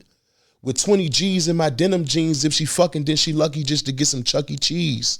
When I heard shit like that, I'm like, Raw's cold. Raw's cold. Y'all ain't listening to this? Raw's cold. Like, hold on, what you just played? Man, listen to this. And then you gotta think, we so young, certain niggas like, man, I don't wanna hear that shit. I don't know what the fuck you talking. Man, you wanna know what this is. Why did that appeal to you? I knew where I was at in my life when that, like, you know, there's a few rappers I think like even like say like Luda had a way with like his descriptions, right.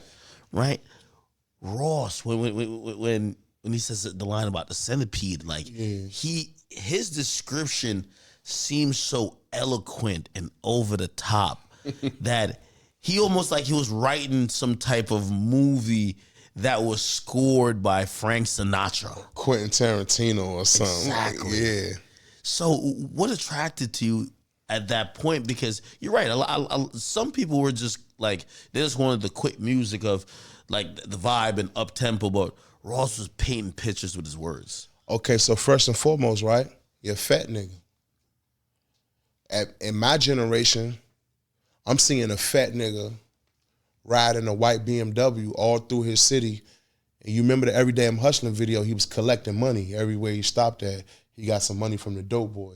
He got some money from the nigga that was selling T-shirts. He got some money for the fisherman man who was selling fish. He got some money for the lady who doing hair.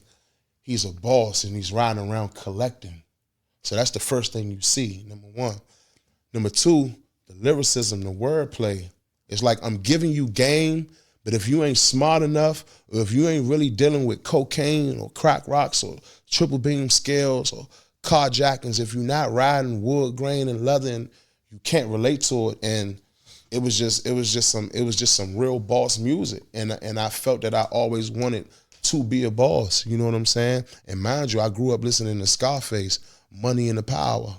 You know what I'm saying? Yeah. Think it's a motherfucking game. I was listening to Scarface, you feel me? So always listen to them different dudes who had like a real message, who had real music. And I'm real big on production, bro. I ain't trying to just rap on any beat. Now that shit gotta be hard.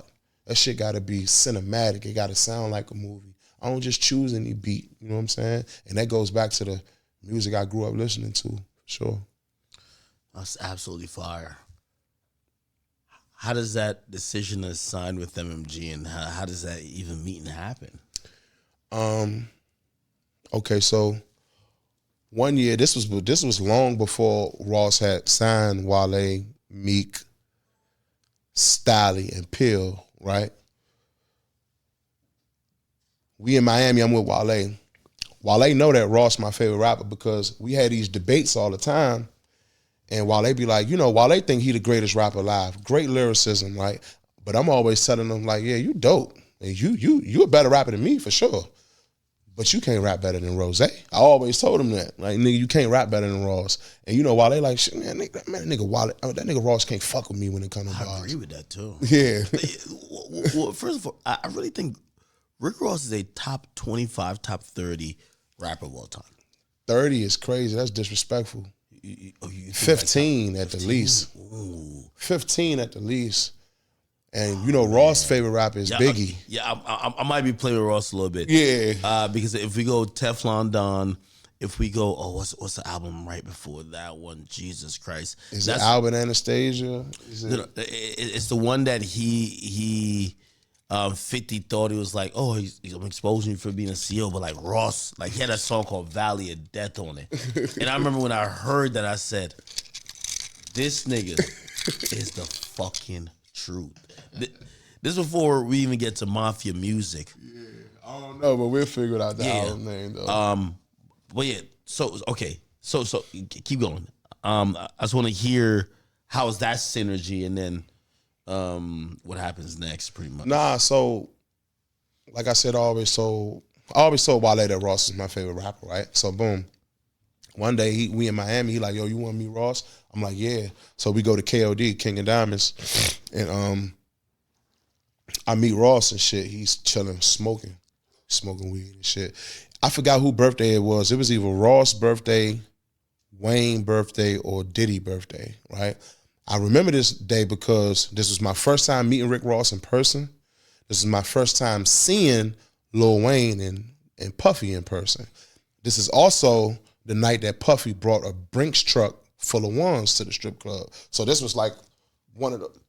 Puffy brought a Brinks truck? Yeah, everybody know. That shit went viral years ago. Yeah, Puffy brought a Brinks truck full of ones to KOD. Everybody know about that. You ain't never heard that? It was Wayne's birthday, or it might have been Puff's birthday, or it wasn't Ross' birthday. It was Wayne or Puffy birthday. But all the Miami rappers was in the building, all the lit rappers was in the building, and then they shut the club, they stopped the music, all that shit, and they had some cameras, a live feed of cameras, and they showed the Brinks truck pulling up outside KOD, and they unloaded the ones and brought all the ones to Diddy. He had a Brinks truck full of ones pull up to the strip club, yeah. So that's why I never forget it. God, so that was my first time meeting Ross on that night. And then 3-4 years later, when he signed Wale, Meek, Pill, and Styley, Wale asked me, he was like, yo, I'm about to go to Ross' house to record. You want to go? And I had just woke up, so I'm like, wait. I'm like, what you mean you about to go to Ross' house and record? Like, you about to fly to Miami and stay with Ross and wake up and drive to the studio and record?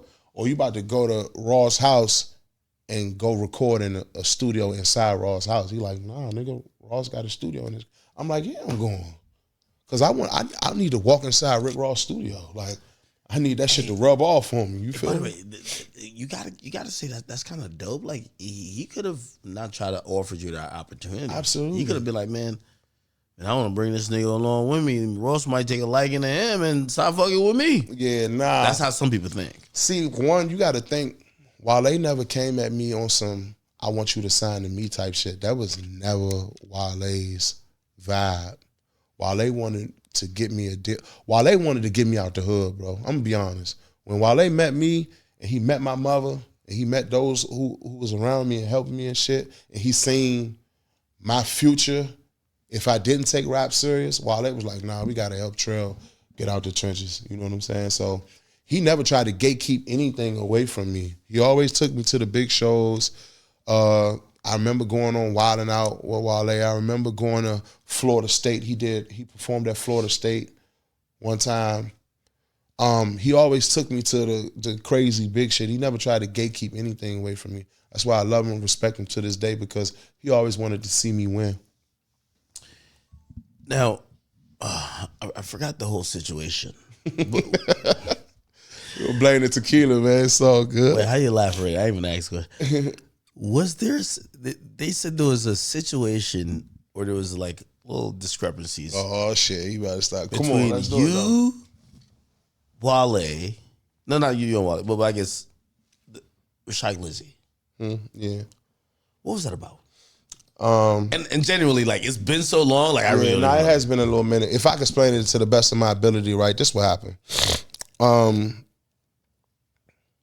Okay, so to put things in perspective, right? Shy Glizzy had a song on MySpace before me, right? He did a remix to remember Yo Gotti had 5 Star Chick. This is 5. Shy Glizzy had this was back when he was calling himself Gorgeous. His rap name was Gorgeous then. What? Yeah, everybody in the city know that. Shy used to call himself Gorgeous. That was his rap name. His rap name used to be Gorgeous. So you used to be Homicide, and his name used to be Gorgeous. Gorgeous, yeah. He had a song on his MySpace. You're not trolling me, are you? Nah, on my son I ain't trolling you. I'm keeping it 100. Like, I ain't even trying to be funny or down talking about nothing. He know. Like, he used to call himself Gorgeous. The whole city know that though. Okay. Yeah.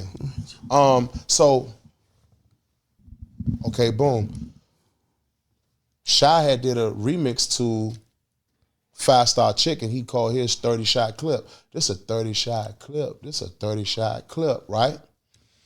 I had reached out to him on MySpace, and I was like, "But let's do a song." You feel me? Of course, I wasn't nobody. Shy from Southeast. He from a neighborhood called 37th. I'm from Northeast. I'm from East Street. You feel me? I'm not going to insinuate why he didn't do the record, but I'm going to keep it 100. I reached out to him to do a record. He didn't do the record, right? You know what I'm saying? Were you not that hot? Maybe you were not hot. Yeah. Okay. I wasn't nothing. I wasn't nobody. You feel me? I respect that. I reached out to him. The record ain't get done. Cool. Boom. Fast forward a year, 2 years later. I don't know what happened. Fast forward a year, 2 years later. Now my manager asked me, "Yo, it's this dude named." Now he not calling himself Gorgeous no more. He calling himself Shy Glizzy. He like, "Man, dude named Shy Glizzy. He just like coming up on the South Side. I think you should do a record with him." I'm like, "All right." He like, "Man, he want to do a song with you." I'm like, "All right." Now, when I go and so now we on Facebook or I believe Twitter. When I go look at his page, I'm like, "Oh, this Gorgeous. He used to call himself Gorgeous." Everybody ain't know who I was talking about. I was like, "Man, he had the remix to 5 Star Chick. He had 30 shot clip on MySpace. Y'all ain't never heard that joint?" They was like, "Nah." I'm like, "Yeah, nah." He like, "Man, yeah, he want to do a song with you." I'm like, "Cool, let's do it." Now, mind you, I don't know what happened, but the song never got done, right? So on the outside looking in, it looked like Trel reached out to Shy to do a record. The record never got done. Later on, Shy reached out to Trel to do a record. The record never got done, right? So boom, mind you, I never forget this day. This is how it all started on Twitter. I came home to the studio from Roof Chris. This is my first time eating at Roof Chris. I went on Twitter and said, "Man, I just paid $200 and something to eat at Roof Chris. I never eat there again." That was just a regular tweet, right? Shy retweeted my shit and was like, "Man, that shit cheap, nigga. That's all we eat." Right? Yeah, he retweeted and was like, Wow. Yeah. I'm not knowing that. I don't know what's going on. You feel me? He like, man, that shit cheap, man. That's all we eat. That's how the whole, so you know me, my ego, pride in the way, man, nigga, fuck it, you writing me some shit like this. Yeah. So we started off going at each other on Twitter. Then that's when he dropped his diss song. Boom, he dropped his diss song, and after that, the rest was history, because you know me, I don't do diss records. I don't do diss songs. I don't do diss records. I feel as though, me personally, and I'm only one person, I feel as though that's a form of evidence. So I don't do diss records. If you go back and look into Trel discography or my catalog, whatever, I never did a flat out diss record ever. So I had Aunt Glizzy on here. Mm-hmm. He spoke nothing positive about you, bro. I know. And I was actually shocked because the way he talked about you, it shook me to my core, because I said, I know I'm not in tune with everything. But the way he talked, let me ask you this. Could you believe it? Well, I didn't believe it, but I already have a perception of you. So you know, yeah. he was describing you in a way that I was just like, maybe other people like him think like that. Yeah. I don't think like that. Right. But I also do know he was, at least how he describes it, he was kind of like the muscle or whatever for Shy Glizzy. So I'm like, well, who knows? Like, maybe that's the guy who like when y'all were getting into it, he had to rough you up a bit. And that was also unbelievable because I'm like, I feel like I would have heard about some shit with you before, but I don't know. So he said that. And by the way, I ain't gonna lie. I don't know what's your relationship with Ant Glizzy these days. Entertaining dude. Like, you know, he has a way with, you know, telling stories, and I'm gonna be honest. He has a way with what? Well, telling stories or you know, telling stories, or giving his recounting of what. Nah, you said what you said. Telling stories, and play this when people have a good laugh. Fuck if we don't need to figure out all the truth. If it's true or not. Yeah, it's a good laugh. But I'm assuming it's true, right? Yeah. Like, you know what I mean? Where did that come from? Or how did you feel when you heard that? What? How did I feel when what? When he spoke about you. Like, he he said you wasn't like that. He said, yo, I don't know why you think about this guy like that. He's not like that. Listen, right? Listen, let me say this not to cut you off, right? Man, first of all, let me say this. Ant disrespecting my children. So when it come to speaking on him publicly, I ain't gonna never give him too much. You disrespect your children? Yeah, he disrespected my Not on my interview, did he? No. Okay. He went on one of his social medias and said Fat Trel a bitch. I smack his kids. He's such a bitch. I smack Fat Trel kids. Once he said that, it went past trolling. So boom. Once you said that, you think he's doing content though? Because he's funny. It don't matter. Or he's trying to be funny. It don't matter. Disrespecting children is true. You get what I'm saying? True. Especially when you don't have a real reason to feel this way. You creating this. Did you ever run it? No, you creating this off of internet trolling, and now you made something up into your mind as to where we have an issue, and that's fine. But once you disrespecting my kids, I bet all bets is off. I ain't gonna do too much on the internet or nothing like that, right? But I'm gonna say this, right? My whole city, Washington, D.C., Maryland, and Virginia, no. You know what I'm saying? I done had my highs, I done had my lows, right? I can't find nobody who can say, man, I smacked Trel, kicked him all in his ass, whipped the dog out on him, told him take his shoes off, take his chain. That probably ain't gonna never happen.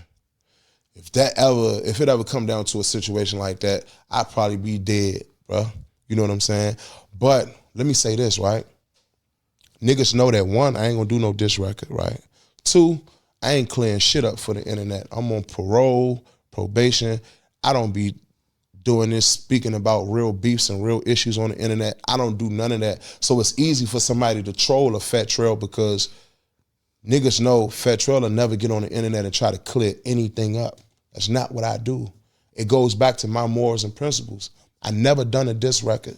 People done disrespected me publicly to the utmost. Why not? Because these days, in how people look at music, well, if it gets us attention, we could then fall into music. Right. Even if, you know, obviously that comes with police looking at it and stuff like that. But you might just have to be like, yo, listen, I'm going to just respond publicly and leave it alone. Yeah. So your original question was why not, right? Yeah, why not do it? Because I'm really from the street. I'm really from the street.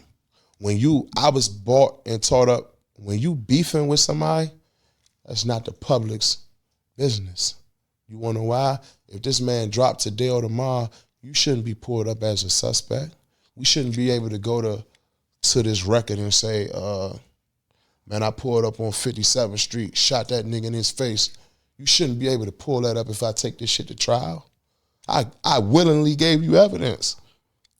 I stand on morals and principles. When I was growing up, beefing was a secret. Only me and you knew we beefed. I ain't going on Twitter and say, man, fuck Akademiks. I ever see Akademiks, I'm slapping the fire out of them. Because now, they not going to book I love when people say that. Yeah. I do love when they say that. Yeah, I ain't gonna lie. I remember Meek said it, I was like, thank you. That's like my surety that you won't do nothing. I ain't going to get into all that. No, but that's anybody who says stuff publicly, right? What I'm saying is, BET Awards, okay, for example, I remember, no funny shit, I remember you and Joe interviewing the Migos on the red carpet or something, right? If I publicly said, man, look, I don't like the way Akademiks report on me, I see that nigga, I'm going to slap the fuck out of him. BET make sure that we never walk the red carpet together. You know what I'm saying? That When true. technically that ain't BET business. If I don't agree with what you got going on, that's between me and you. It ain't the world business to know, because why? I want to put myself in the best position as to where I'm gonna run into Akademiks one day. Man, that nigga keep disrespecting me and my family. Y'all don't like people like you. Yeah. You know why? Because I like the people who front their move. Yo, when I see you, this is what's gonna happen. I'm like, great, we have this on the record. I do the nice screenshot. Like, I like that. I don't like the person who's like, yeah. It's wait till I see this nigga, but I ain't tell nobody. I'm like, cause when I see him, I'm like, never told me you had a problem. Yeah, absolutely not. I ain't on that, man. You know. So for you, you don't look at that aspect of it, which people really dying out here. People, niggas really though. getting killed in the streets. Academic. So no, you're right. But part of this shit is people use conflict to sell records. Of course, until they can't sell them no more. You know what I'm saying? Look at all these lyrics they brought up at Young Thug trial, man. Look at these lyrics, man. Look how they take the lyrics and put it next to a crime scene photo. 100 shots at your Tahoe with bullet holes in it. Look how they connecting the dots, man. 1 + 1 = 2. I say that to say, you don't look at a nigga make a mistake and ask yourself, how can I do that mistake even better? No, you look at the mistake and say, I'll never do that. That's what you're supposed to do when you look at a nigga make a mistake. When you see somebody, okay, you open your phone, right? Woman got locked up at LAX airport, 100 pounds of cocaine in her luggage. You don't look and be like, I'm gonna put my cocaine on a carry-on bag versus a checked in.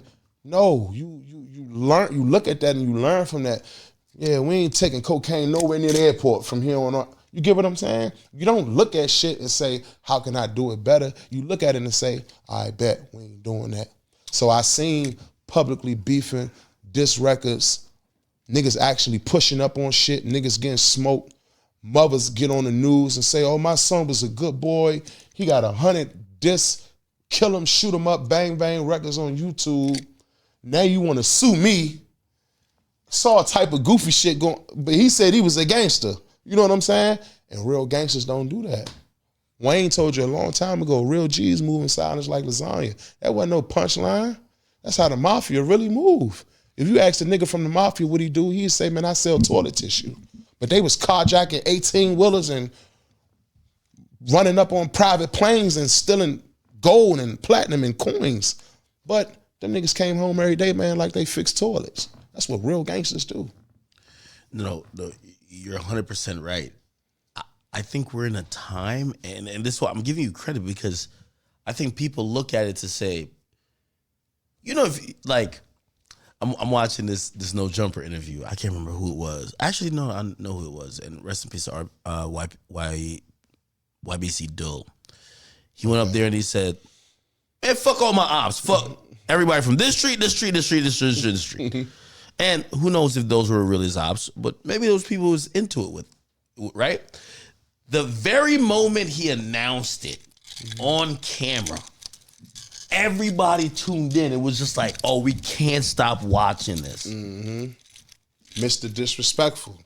We couldn't stop watching. Yeah. Now, here's the thing. For him, he probably looked at it as, hey, I got an interview with 1 million views now. Let me use that disrespectful time to then sell music. It's kind of like a diss song. And that's what I'm asking, because I know rap labels who have told their artists, yo, respond. They're not gonna tell you how to respond. But they kind of know your temperament. Like they know you can't respond with some weak shit. So they know you about to respond to some crazy shit. I'm a real nigga. I never say these record labels names or these A&Rs who work for these record labels. I've been somebody has attempted to convince me to do multiple things that go against my morals and principles to sell records and to garner attention and to become a more successful rapper. Why not do it?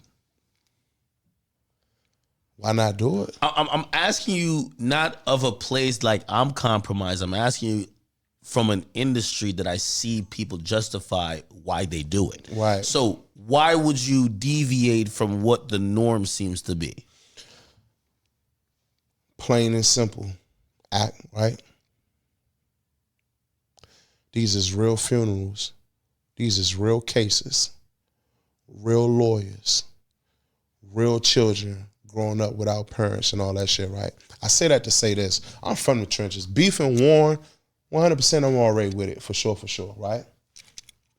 But a nigga from, I'm just saying a random place, a nigga from such and such Indiana come out and diss Fat Trel tomorrow. You think I'm about to go to war with this nigga who created this issue out of nowhere?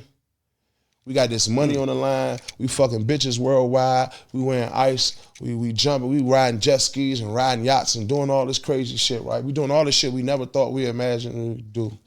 So you wait till I start wearing designer, Murray everything and Gucci everything for me to go load my chopstick up right now? Or not even load it up. Drop 10 chopsticks off in the trenches, man, tell them niggas go push up. Somebody gonna tell, right? Somebody gonna tell. Somebody's gonna tell. Somebody not gonna wanna do the time. Somebody gonna feel like they ain't got on enough ice. Somebody gonna feel like they ain't fuck enough bitches.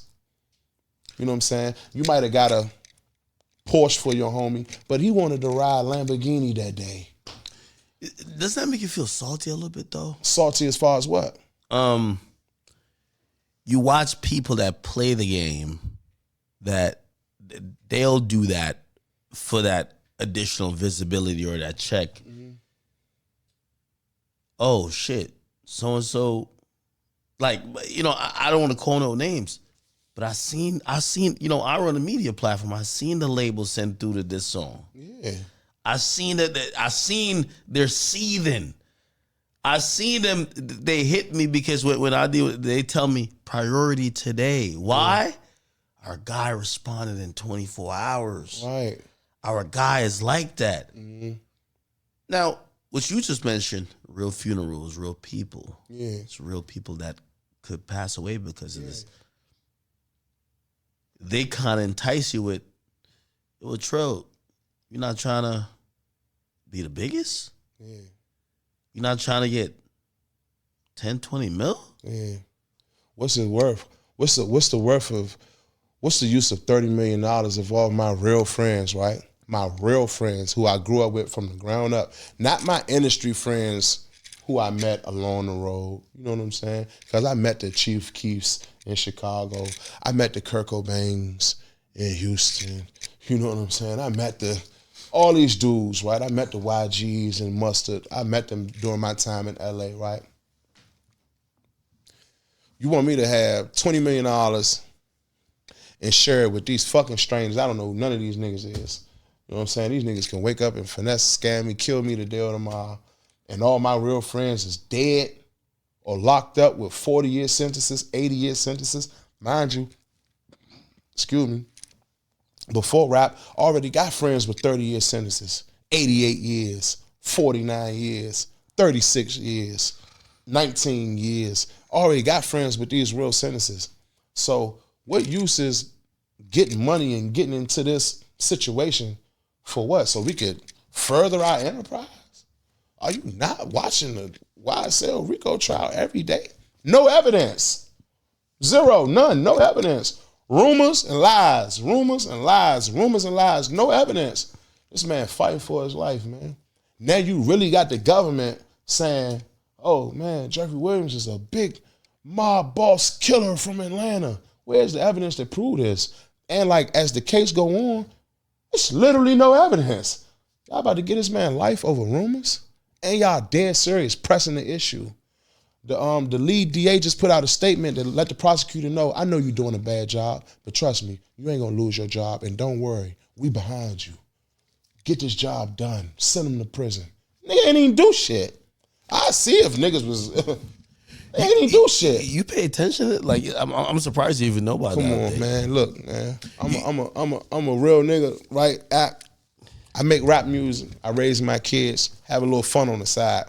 But I pay attention to what the fuck is going on. I just did 3 years in federal prison and 1 year in the state penitentiary, right? I did 3 years fair time, 1 year in the state pen. That's what I was going to ask you, because I feel like even your demeanor and everything you're saying to me now is just realizing that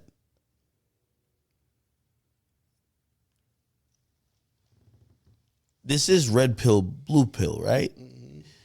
You could come back out and wild out and probably make 3-4 times the amount of money you're making now. Yeah, a lot of my friends is going to die. A lot of my friends going to go to prison. I could possibly die. My mother could, people, I ain't going to use no specific rappers' names, right? I learned my lesson from doing that. You hear about the rappers getting shot and all that. You don't hear about his mother got shot. You don't hear about that. You don't hear about, man, they smoked his nephew. 5-star recruit. He was going to Alabama next year. Well, shit, he's some kin of academics. Fuck him, get him out the way. Yeah, that's how bad I hate you, dog. If I see your nephew, I'm smoking her. If I see your niece, I'm gonna get her gang raped on the train. That's what come with this shit. You feel me? Cause you not in the trenches. You in Beverly Hills drinking lean and popping bottles with Justin Bieber on us. You not there with them. You get what I'm saying? So you're making sense. How real of a nigga are you? See, I'm the type of nigga, right? You can't put no amount of money on you can't impress me with money. You get what I'm saying? I say that to say my money being long ain't worth my lifespan being shorter. Let me ask you about that, because the time you spent incarcerated, what did you learn? What did you learn in those situations, whether rightly or wrongly, how you got there? What did you learn having to spend that time incarcerated? Because one of the main reasons I wanted to talk to you, I'm like, yo, to me, you one of them legends. Mm-hmm. Thank you. I appreciate that too. To me, some people, and I don't care if this is on YouTube, anywhere, they're going to see this. They're going to be like, they might hit with a up. I'm like, y'all, it's unfortunate I got to say, but if you weren't there, maybe you weren't there, but like, your music career got cut down by some legal issues. Mm-hmm. Of course. Like, we don't got to sit here and pinpoint it, but without some of those issues that were setbacks, we're probably having this conversation about a lot of different things. Absolutely. And that has to weigh on a man. Absolutely. And how, regret's a hell of a thing. Absolutely. Because, as we go through life, you get one opportunity to make decisions, right? For example, say, I don't know, I'm walking down a alley. I get slapped by a crackhead. Right. But I got a gun in my bag. I shoot him. My whole life just changed. We're going down a different path. Mm-hmm. You got incarcerated a couple times. Absolutely. And I think certain people looked at him and be like, if you ain't get incarcerated there, bro, like you would be. How do you rationalize that? How do you think about all that? Outside of my incarceration, right? I saw a lot of things. You got to understand who Trel the person is, right? Trel the person, I'm a Cancer. I was born June 26, 1990. Naturally, I'm a caregiver. I'm a lover, right? You my dog, I love you, dog. You my bitch, I love you. You my friend, you my neighbor, I love you. That's naturally, right? I wasn't willing to sacrifice me and my friends, my immediately family, for $1 because money is paper. You get what I'm saying? Our bond is priceless. You feel what I'm saying? I'm not willing to put us in a situation as to where I can make $30 million. Okay, look, you sit in a room. I'm gonna give you a better example. You sit in a room with your friends, right? Let's say you plus 5 of your friends, right? And somebody walk into the room and say, hey, I'm gonna promise you $50 million in the next 10 years. But everybody in this room will die except for you and one person of your choice. Would you take the money?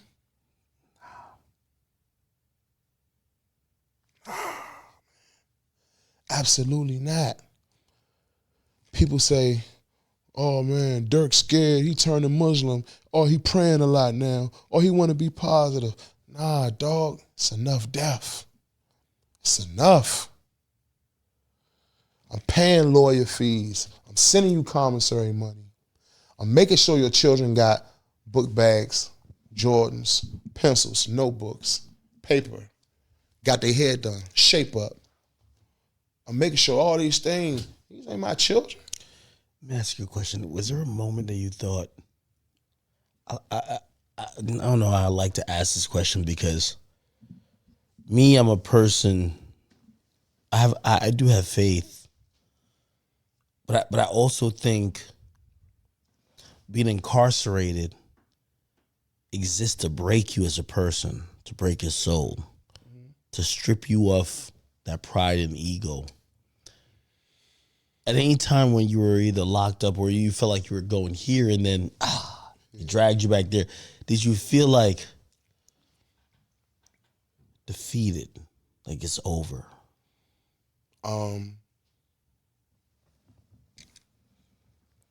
Like to the regular person watching this, they can't even understand what it's like to just wake up in a cell for multiple years, right? Not knowing where your future is going to lie, when you're going to get out. Right. How do you maintain sanity? All right, well, you just asked me 2 questions, so which one would you prefer me to? All right, so first, how do I maintain sanity? I wake up and put one foot in front of the other. You feel me? Wake up, get on the phone, call baby girl, check on the kids, see how your friends and family members doing. That's first and foremost. Secondly, you know what I realized when my more mature self when I went to prison? Who gonna protect my kids, man?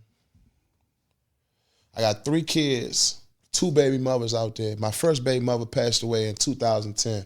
I've been a single parent for 14 going on 15 years. A lot of people don't know this. My baby mother died my first baby mother died in 2010 from a heart attack. I found out I was a father at 20 years old. My daughter was already 3. My baby mother was already dead. I done missed the death, the funeral, everything. My mother called me, pull up to the crib, here, you got a 3-year-old, and it's a girl. Like, what? Nah, you got a 3-year-old girl. Come on, she wrote it in her diary. You want to take the test? Take the test, but this your daughter. Damn, where her mother at? She dead, she died. Her grandmother, too old to raise her. It's on you, right? So boom, I've been a single parent for that long. That's first and foremost. Now when I get locked up, right? Who gonna protect my daughter? Who gonna do it? You know what I'm saying? Now you get to the age where you realize the decisions that you making, it's not just about you no more, dog. You feel me? God forbid, DJ Akademiks go to jail tomorrow. What your dog gonna do? What a camera niggas gonna start selling cameras, start selling art. You know what I'm saying? They gonna start thinking for themselves, man, Ak ain't never coming home. It's over with. You get what I'm saying? So the decisions that you make, it's not just about you no more. And I believe that that's what come with being a grown man. That's what come with being an adult. Thinking for others. You feel me? You tell yourself when you go out and you drive, you ain't driving just for yourself. You got to drive for some people on the road too, because motherfuckers don't know how to drive. Well, that's everyday life. You got to think for others. Man, fuck that, man. That nigga's a bitch-ass nigga. I'm telling you, I'd smack the shit out that nigga if I see him. All right, well, you probably ain't going to do that in real life, number one. But number two, should I go off on a limb and start posting all my guns and chopsticks on Instagram knowing that these people watching me, should I start doing that? That wouldn't be good. Absolutely not. So it's about what you want to do. And that's a question you got to ask yourself. Prison humbled me, man, for real. It really humbled me. Humbles you in what way? Because I've heard people who said, they even came on this podcast say, yeah, if this was a couple years ago, I ain't going back and forth with you too much. Mm-hmm. If I'm making a point, you saying some dumb shit, nigga, you ain't been there with me like that, nigga. What's up? What we doing? Mm-hmm. It's a lack of conversation. And I was like, that's interesting. You gotta understand too, Ak. Keep it 100 with you. A lot of these niggas just want to go viral on camera. A lot of these niggas just want to get their clout up. A lot of these niggas bookings is slow. These niggas ain't really getting the money that they claim that they is. They ain't really making the money that they pretend that they making. You know what I'm saying? A lot of these niggas just really want to go viral, bro. And it's sad, but that's the God's honest truth. Niggas is chasing clout more than they're actually chasing a real dollar right now. Because they look at clout as that's bigger than money right now. Well, I mean, and I think this is where, like, you know, this is an interesting, like, inflection point even for you, right? Cool. You're on the interview with Ak. You could come on here and be like, man, let me just tell you what really happened. This happened. My homie shot this nigga right here. I ain't gonna lie to you. Keep it real. Yo, we shot at that other nigga who been he dissing me. Yeah, you thought we did nothing. I ain't say nothing but shot him 3 times. Ask him where his car is at. The little red Sable he used to drive or whatever. That Mercury, like we handled that. Absolutely. And I'm not gonna lie. Everybody would be really intrigued. Mm-hmm. I'm gonna be honest with you. And again, tell me if I'm wrong. I'm putting it towards, you know, you've done some time and just realize, why the fuck would you ever go on a podcast and go say that shit? Absolutely. Absolutely. Or maybe you just knew that from the get-go, but I do know now. Let me tell you this. I be watching some podcasts and you know, even, you know, people love to say, yo, the Warren Shot record was crazy. Yeah, I was going off what people were tweeting. Right. Like, because niggas was saying a lot of tipping, yeah, wild, crazy shit on the net. King Von was one of the craziest. He spoke his mind. But let me say this, right? Not to go off track, right? Yeah. Let me say this, right? All jokes aside, right? On some real shit. Let's use Sosa for example, right? When we first started rapping, a lot of people thought Sosa was from DC. A lot of people thought Trel was from Chicago. Yeah, the diss songs dropped at the perfect time. And this dude got hit, diss song dropped, bow, wow, we blow up. Man, there's millions on the line, pop, pop, pop. Whatever happened, whatever went on, right? It's so many niggas dead and gone. These is real people that are dead and gone, bro. A lot of times people look at entertainers and look at rappers and it's like, yo, this is just somebody who I support on my iPhone. I might go see him in concert. I may never go support him in concert. A lot of rappers don't act like that, though. You see what you're telling me right now? A lot of rappers don't act like they feel pain and hurt and suffer from grief and loss. It's a part of their facade. Oh, yeah, my best friend died last night. Fuck it, man. That's what come with the game. Yo, this is the life we chose. I remember covering the war in Chirac. Man, again, I didn't even know. Yo, when GBE Capo passed, and I remember I'm on Twitter and people were tweeting out the last moments of his life. Man, I shed a tear. I was like, yo, man, this is fucked. People made fun of me because I was recording myself on a plane on the way to Cap's funeral, and I was crying on a plane. They made that a viral moment and made fun of me, but I was really crying because Cap was actually a good dude with great energy. I ain't never met a nigga from the trenches, right? I'm from the trenches. I ain't never in my life met a nigga from the trenches who hooked me up, with their real family member. That never happened to me before a day in my life. I'm just giving you a small example of how Capo was, right? Cap was like, man, I ain't gonna lie, man. I want you to fuck with my cousin, dog. I'm like, so, it threw me off. I'm like, what you mean, bro? You offering up your cousin? He like, nah, like, I'm telling you, Glees, I feel your vibe. I feel your energy. I know you ain't gonna fuck my cousin around. Like, even if you don't want to take her serious, I know you would be real enough to keep it 100 with her like that. I'm just giving you an example of what type of dude he was, you feel me? Because I seen the things that you was reporting on, like, when he was popping up at the restaurant with the ski mask and all, you know what I'm saying, and all. And like I said, Cloud is a hell of a drug, and it was a lot of beef and a little turmoil and shit going on. But I say that to say, that was a good nigga, Slim. That was a good nigga. He crossed the street to see them dudes to take a picture in one of the most dangerous cities in America. Niggas hot dog like, hey, maybe try to get a picture. In his heart, he knew he wasn't supposed to go try to take that picture.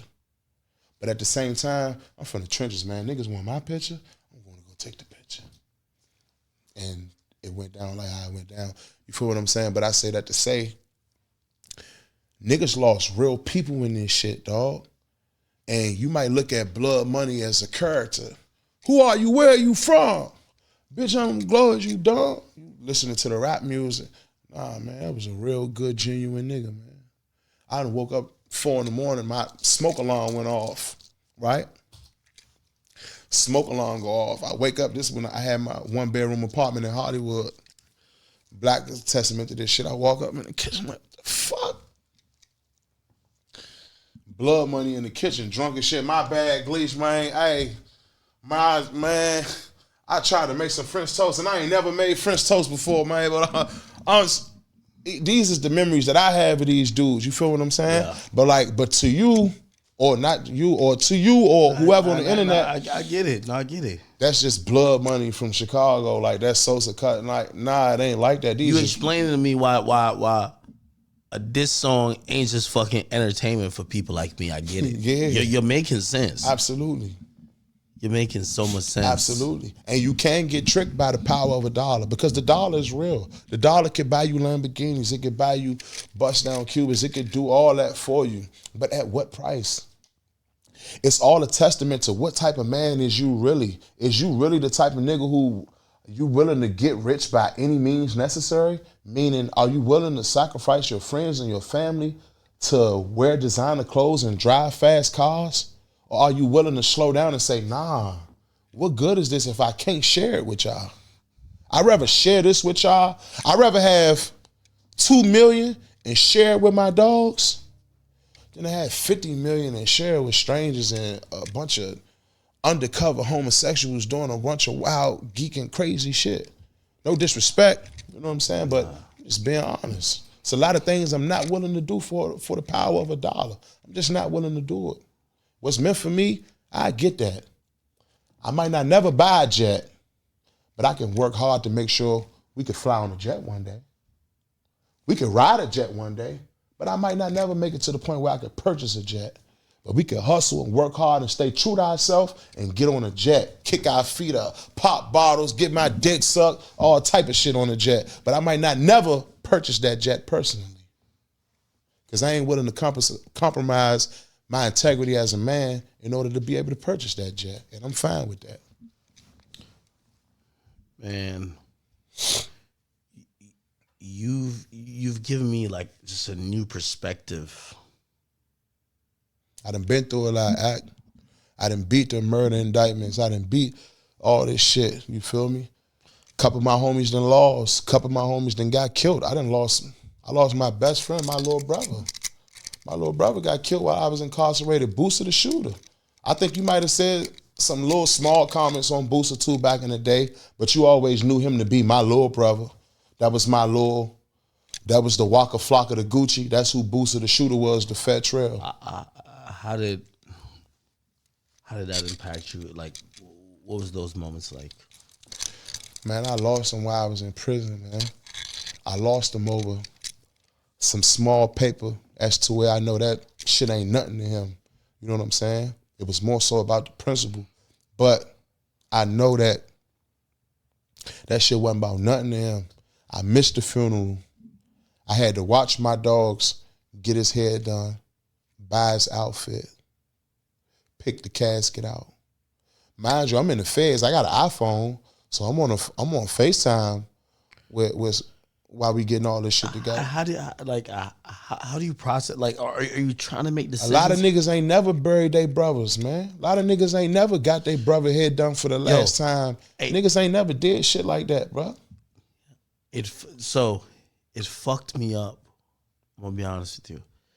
So I started growing my hair out. When I was doing Warren Shark, I could get like just a little fade, or I just had waves, really. Mm-hmm. I've grown my hair out probably over the last, I think 2 years or so. And I'm looking up videos. I'm like, all right, listen, because I like to do shit myself. So I'm looking up people, whatever. And I'm looking up people who could do whatever style. And I look up this one video, and this is a woman. And she says, I'm doing my bro hair for the last time. And I'm thinking, oh, this is like one of them permanent hairstyle, because I'm over here thinking my hair keep coming out. Right. And she's at a funeral home. And she said, my brother got killed. And my job is to get him right for his funeral. And I'm going to be honest with you, I couldn't really watch the video. Yeah. And I never, it brought me down a deep rabbit hole, because I never thought about ever that. I said, wait, there's people who have to get the person who deceased hair right. And like, I think everybody think about the makeup, but I'm like she was there explaining it in tears, and I said, damn, she's fucked up, bro. Absolutely. When you think about funerals, right, you got to get their hair done, shape up, whatever. Their hands gonna always show. You got to get up on them, clip their fingernails. You got to really take care of them for the last time. And it dawns on you. You feel me? Especially if, me, for example, I'm going to use me and only me, right? We was born poor. We ain't have it growing up. We ain't had that shit. You feel me? So, yeah, of course, the slogan is get rich or die trying, and that may be true, right? But when you put yourself in a position as to where you go to Manhattan and you sit down in this room with this label, and they like, yo, I mean, well, shit, if you take this route, I'm going to use, God rest his soul, I hate to do it, but I'm just keeping it 100. Yo, man, I mean, if you take the King Von route, like, shit, man, we could have you, fuck it you mean, take the King Von route, man. King Von dead, man. What the fuck is you talking about, Holmes? Is you serious? All you gonna do is sign a piece of paper and you going home to your mansion or your condo in Lower Manhattan or Upper East Side Jersey or however the fuck you living.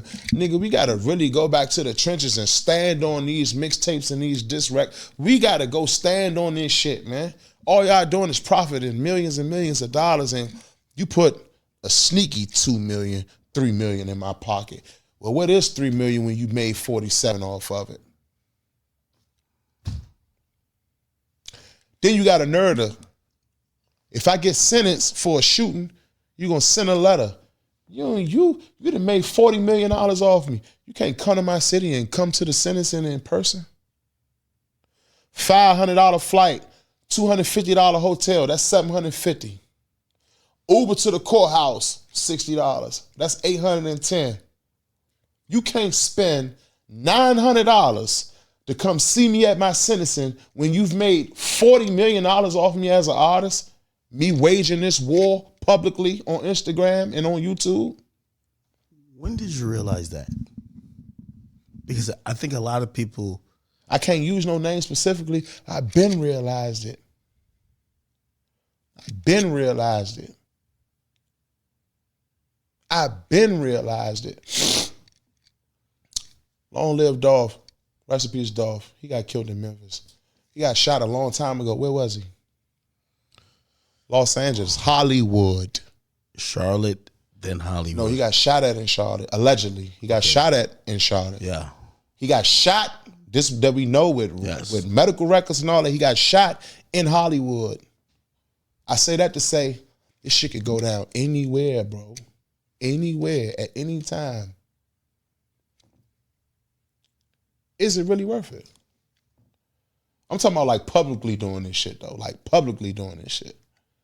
Think about it, man. Absolutely not. I mean, right? Absolutely not. But I will say this, right? While we on off the record with DJ Akademiks, like I told you, I might not never see you again. I might not never be able to sit down with you again. But I'm just keeping it 100. But let me say this, right? I could have been at minimum 15 million up and multiple records and multiple shit on Billboard charts and shit. If that's what I wanted to do. I ain't gonna say too much, but let me say this. I could have been at minimum 15 to 20 million up and on multiple billboards and charts if I was willing to go with the storyline that the label provided. If you were willing to crash out, I think you would have got. Well, I think now survival is not in that. Like the money anticipation doesn't include survival, but if you was a crash out, and I've actually even told, I interviewed this younger rapper recently from Chicago here, and I told him, I said, hey, listen, I don't know if you guys are making drill music anymore because it's not even treated like that or monetized like that. It's monetized as crash out music. It's meant for, okay, we know enough why you're gonna die for this cause, and when you die for this cause, or you go to jail forever for this cause, for whatever you had going on, we own the music. Right. So then think about the conversations we're having then. Absolutely. And I looked at that and I'm like, yo, there's a new monetization for labels for crash outs. Because if you go crash out,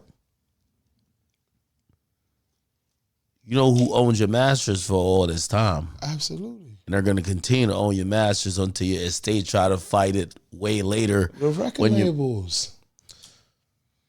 The record labels. The people who never got to step foot on Benning Road.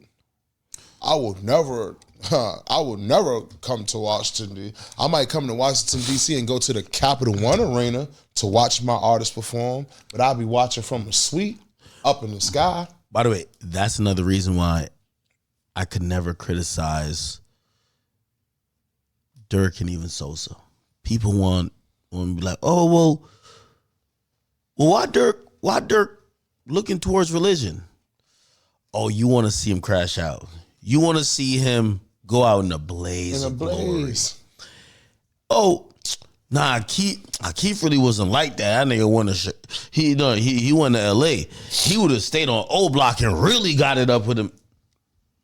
You want to see him go out in a blaze of glory. A blaze of glory. You want to see him die. Long live Sosa. Come on, man. Cut it out. Listen.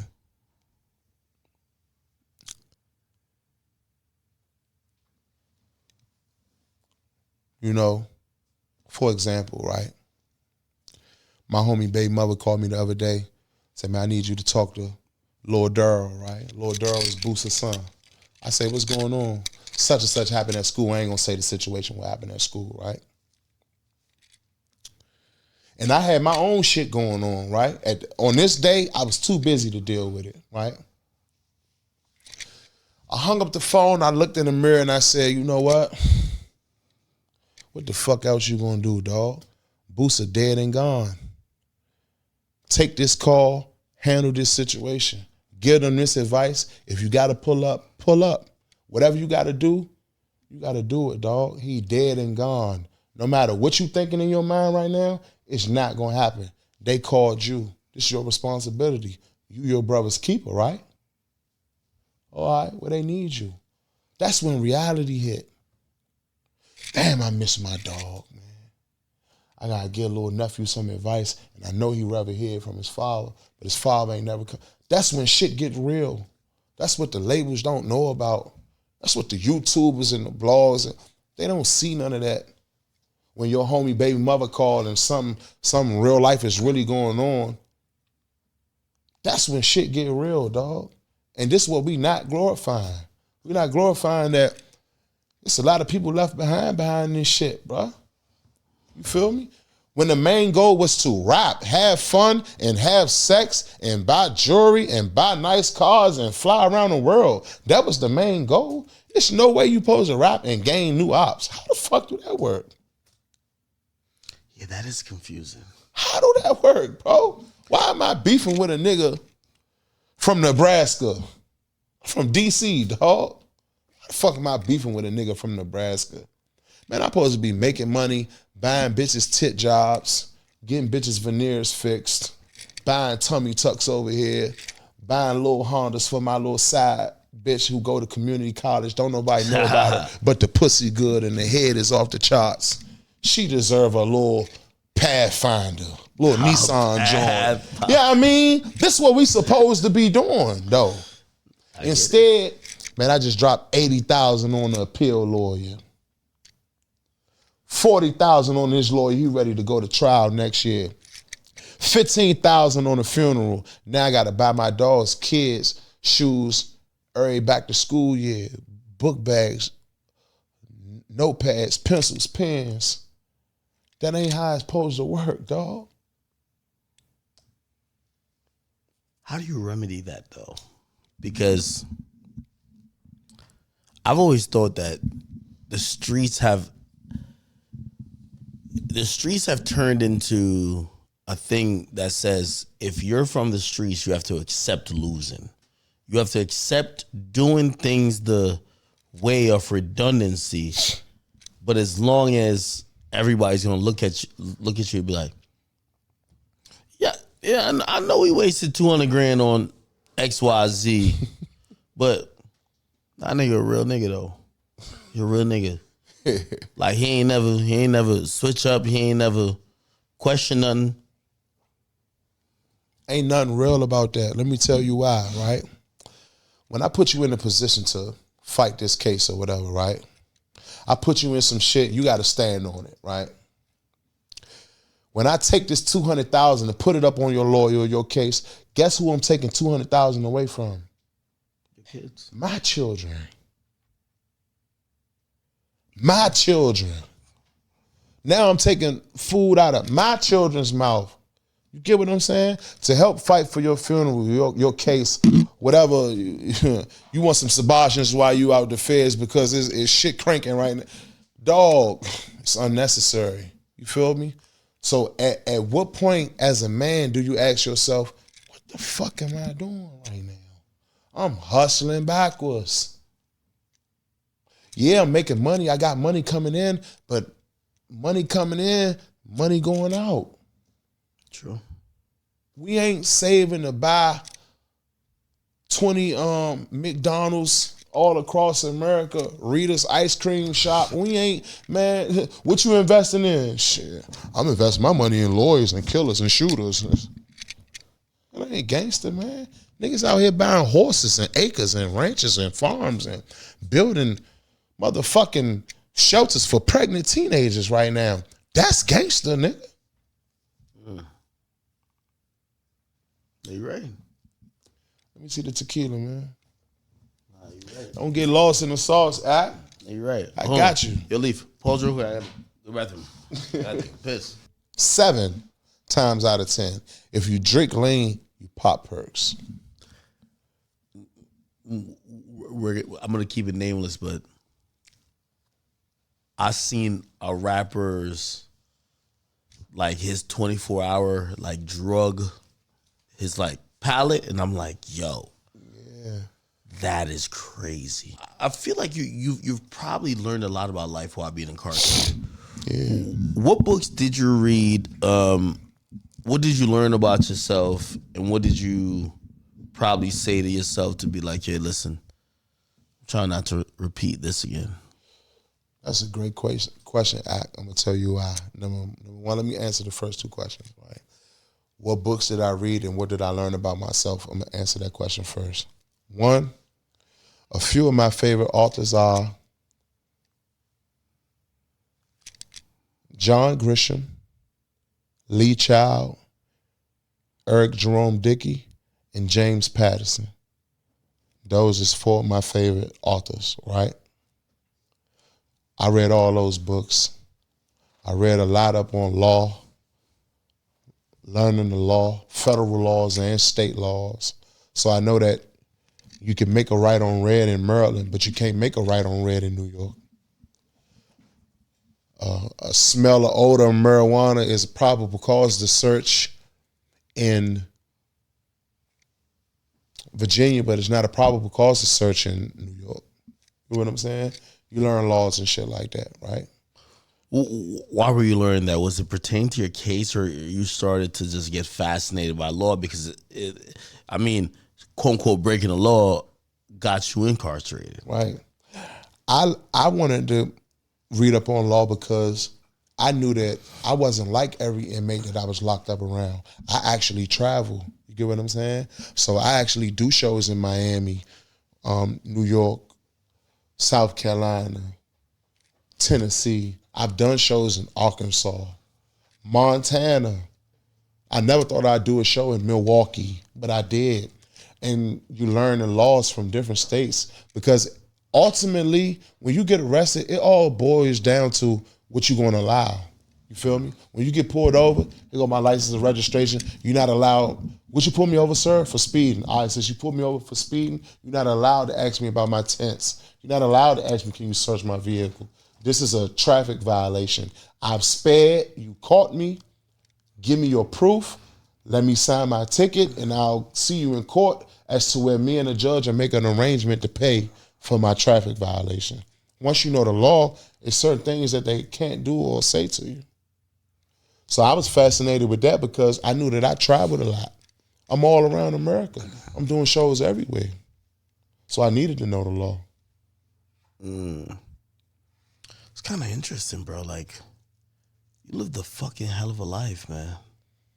Absolutely. But I've seen a lot of growth and learning, which I feel like I've met so many people who refuse to learn and grow. What's your demeanor towards that? I feel like you met a lot of people who refuse to learn and grow because that was the cool thing, to not learn and grow. It's cool to be ignorant. It's cool to be the nigga who show all his guns on Instagram Live and stand on business when it comes to pulling up to my concert. I'm shooting at fans because I'm living like that. It's cool to do that. That's the cool thing to do. It's hard to show you that I'm intelligent and I care about my friends. It's hard to do that. Wow. I seen this thing online. Could you explain what happened with the Master P situation? So I had seen it looked like business didn't work out with y'all. I see Master P. He made a video. He said I should be exempt from criticisms from younger artists. I think that was the term. So whatever you said about him, he felt so offended. He just like, why the hell am I still dealing with this?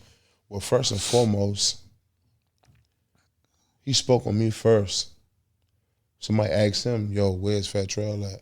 And he was like, oh, Trel was in a rush to get a deal. You know what I'm saying? He wanted to wooty. I ain't gonna get too deep into it, but he spoke on me first. That's first thing first. Let me set the record straight. He spoke on me first. I forgot which station or whatever it was. When I first met Master P, we were supposed to do a movie. That's it. Simple and plain. That's the honest to God truth. We were supposed to do a movie. We wound no music, just a movie. Yeah, no music at all. None. Or at least that wasn't discussed. Movie never got done. A lot of music got made. Mind you, he Master P, he a legend. Music, that's cool. Feel me? But I found out that one of the tapes, and let's be honest, one of the tapes was being sold on iTunes. And I wasn't aware of that. I didn't sign the paperwork for that to happen. I didn't agree with it. And I spoke up on it. Simple and plain. I ain't even gonna get too deep into it, but I ain't never told a lie on that man, not once. And his son even reached out to me and was like, I appreciate you for, one, not slandering his name, but two, keeping it real at the same time. Because I ain't going to slander him. I'm going to just keep it 100. Did you feel offended just by the, I felt offended that it was a tape or a project or a body of work online that was being sold. And I ain't had no parts in the decision making when it came to that. And of course, I wasn't reaping no benefits from that. Absolutely, I felt some type of way about that. For sure. Would you reconcile with him? Would I? Yeah. That's a great question. It depends on what's all involved with the reconciliation.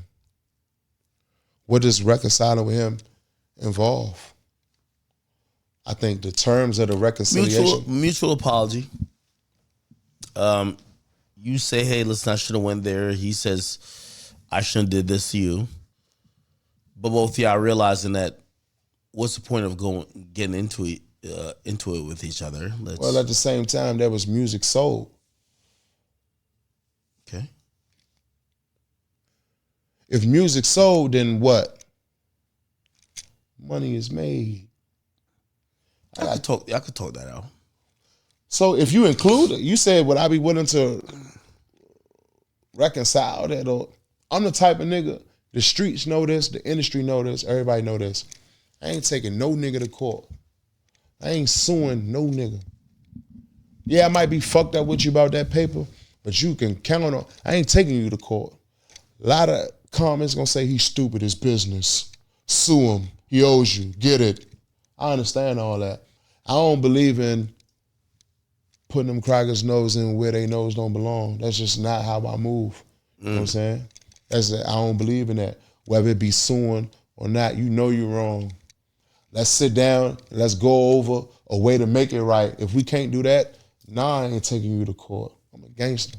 I ain't taking you to court. I ain't suing you. I ain't doing it.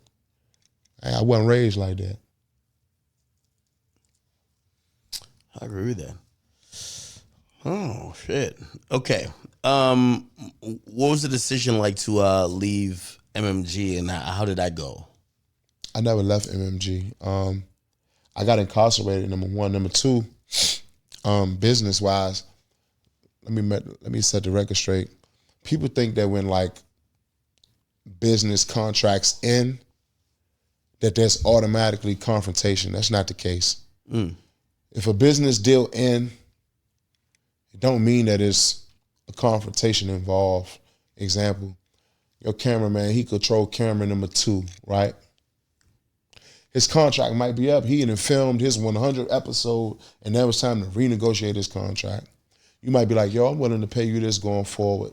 But such and such company reached out to him and said they willing to pay him this going forward. He got to make a business decision. I'm going with the most money.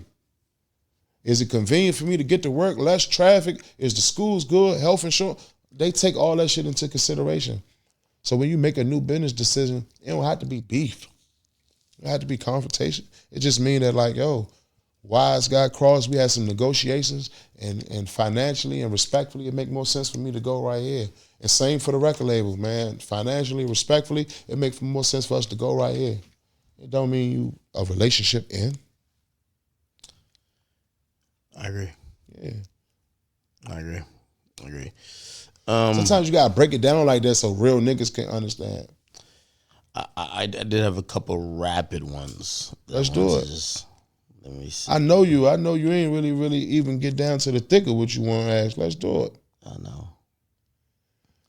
I know it's some curveballs. Come on, man. I know what's going on. You know me a little bit too well. I'm ready. Hold on a second. Okay. So we cleared up the Master P thing. All right. We definitely talked about what happened with, some of maybe just DC's people like feeling disgruntled, and even the Englishy stuff. Hold on a second. There's a moment, and I think when did you get shot? When I got shot, I wasn't even a rapper. Yeah. Because you told a story of you coming up and then you being 15.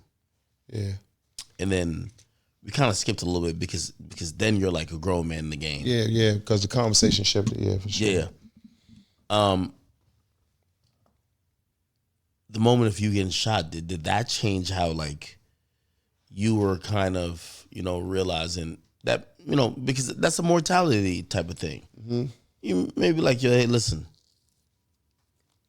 I mean, fuck whoever did it to you, right? But it's just like, yo, you have to focus on other things if you do want to survive, because the streets is kind of unrelenting, right? Like, I mean, it's you might have your day today, somebody might have their day another time, but it's never really about lifelong winners and losers, right? Right. Mm-hmm. So was that a moment that was like a reality check? Kind of just like how, when you say you saw you saw that dead body at 2, it was. Yeah. Great question.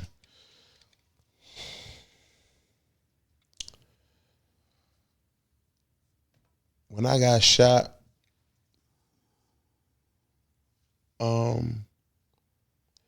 due to the bed rest, I wrote more lyrics. Yeah, but Where'd you get shot, by the way? What you mean? Where? Where on my body? Yeah. I got shot in the back of my right leg. So one of the first things the doctor first told me was, I don't know if you know the football player Sean Taylor.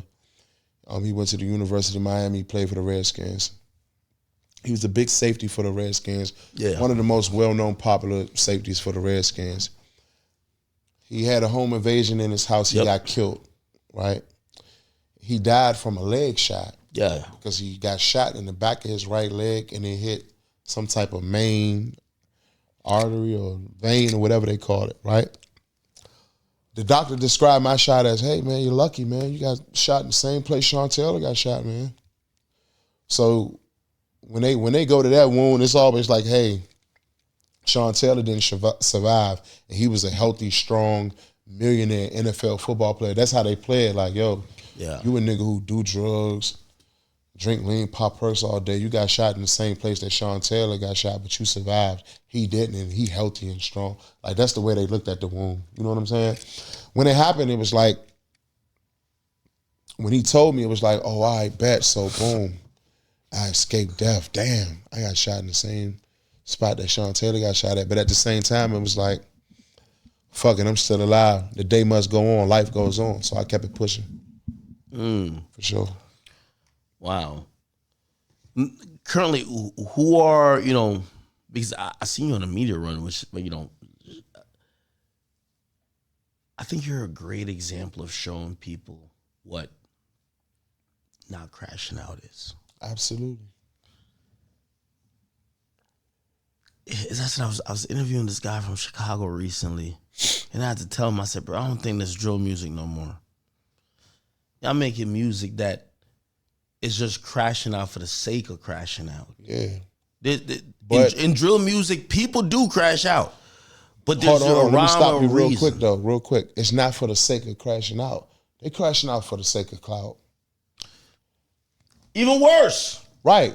So go ahead, continue. I ain't want to cut you off. I just wanted to say that. So I was saying that I was just like, yo, listen, everything hits differently these days because y'all motive seems to be recognition and clout.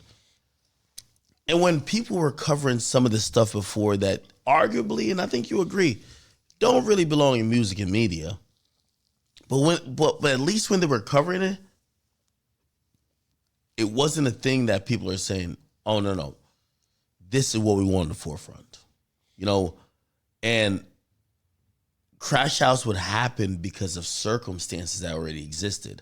Mm-hmm. These days, I feel like crash outs are happening just be like, yo. Circumstances that they creating as they go along. Or they're like, the views are down for today. Yeah. It's kind of crazy. You don't think so?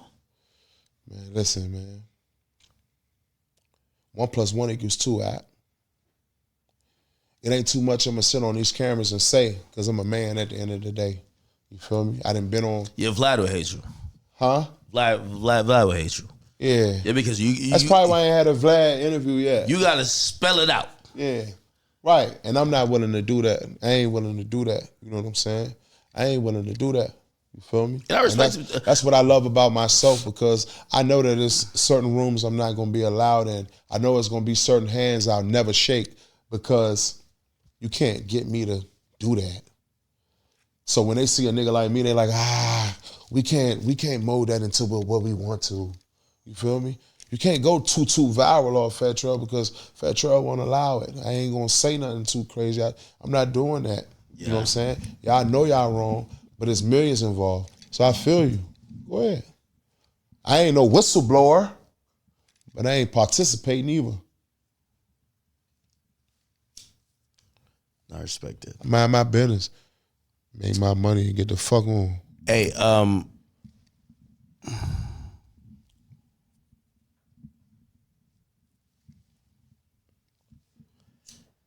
number one, I feel like there's so much more to the story that we're just scratching the surface. And if you want a part two, just say that. Man. Stop playing. No, man. of course you want a part two. If you want a part two, just say that. I know what it is. Of course. We're just scratching the surface. For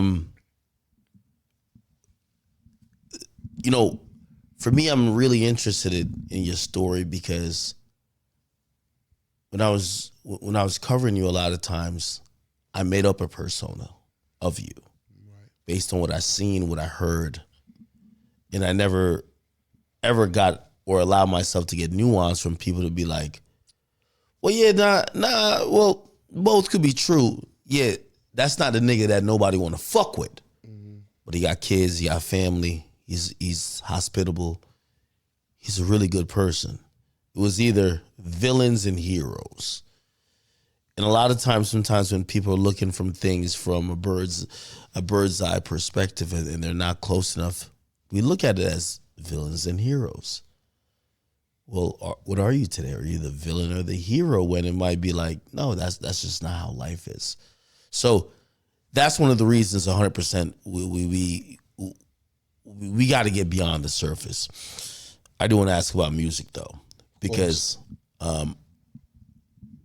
I've watched you over the last few months. I'm seeing you're still fighting, you're still pushing. Yeah. What you got going on? You talk to me. I just dropped a album called Boosters Keeper, man, for the streets, you feel me? The deluxe to Boosters Keeper is coming November the 22nd, you feel me? And I'm a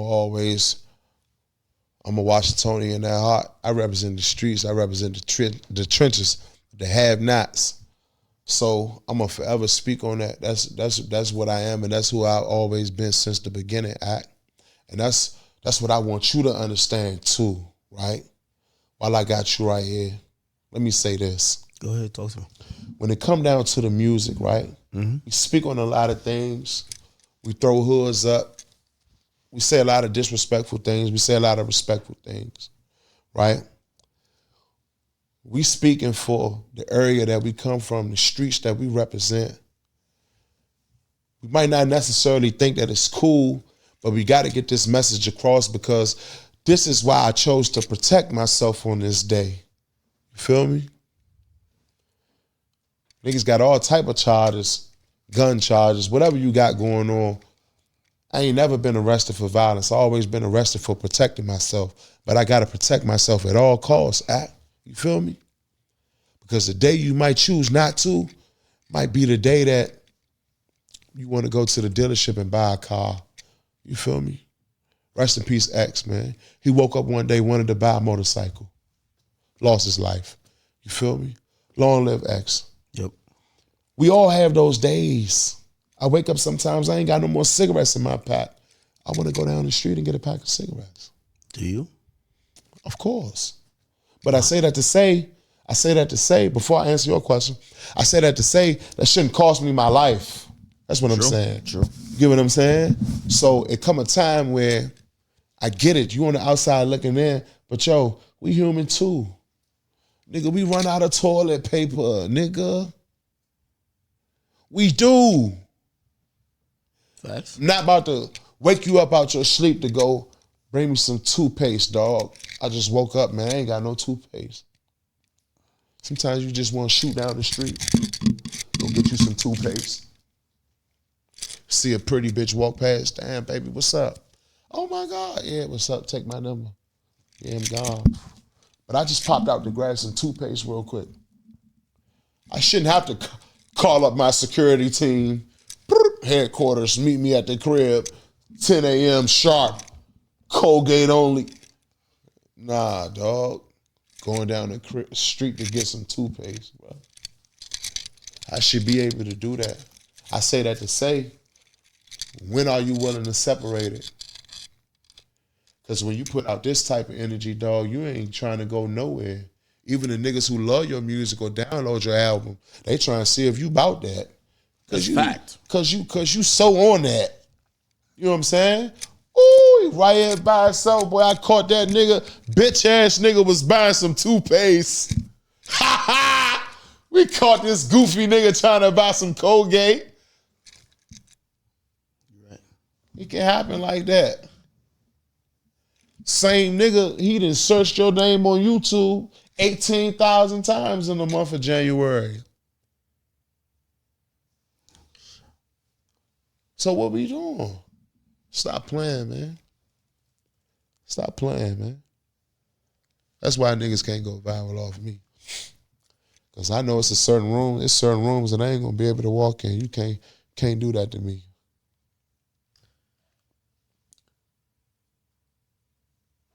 Trel, I'm pleasantly surprised because before sitting down with you, I didn't think I was going to talk to somebody who I feel like intellectually, I feel like we could spar.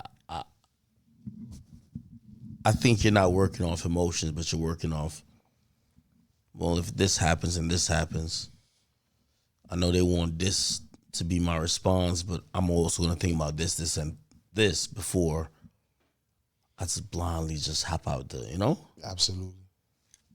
And I like that. I like that.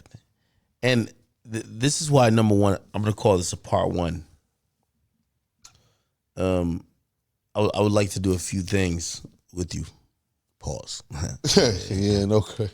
Yeah. No, did it? No bad. Pause, man. Really, it doesn't even have to be like a DC thing, but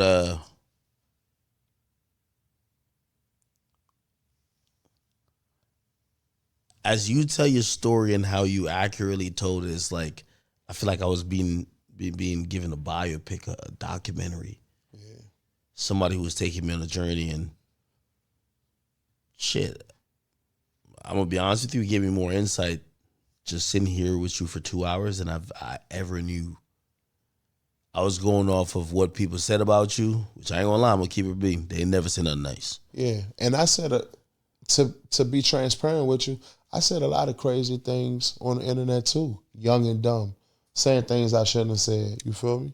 Acting in ways I shouldn't have acted. So you had a reason to judge me too because I said shit, man. Stop putting my name in that shit, man. We don't rob, we kill.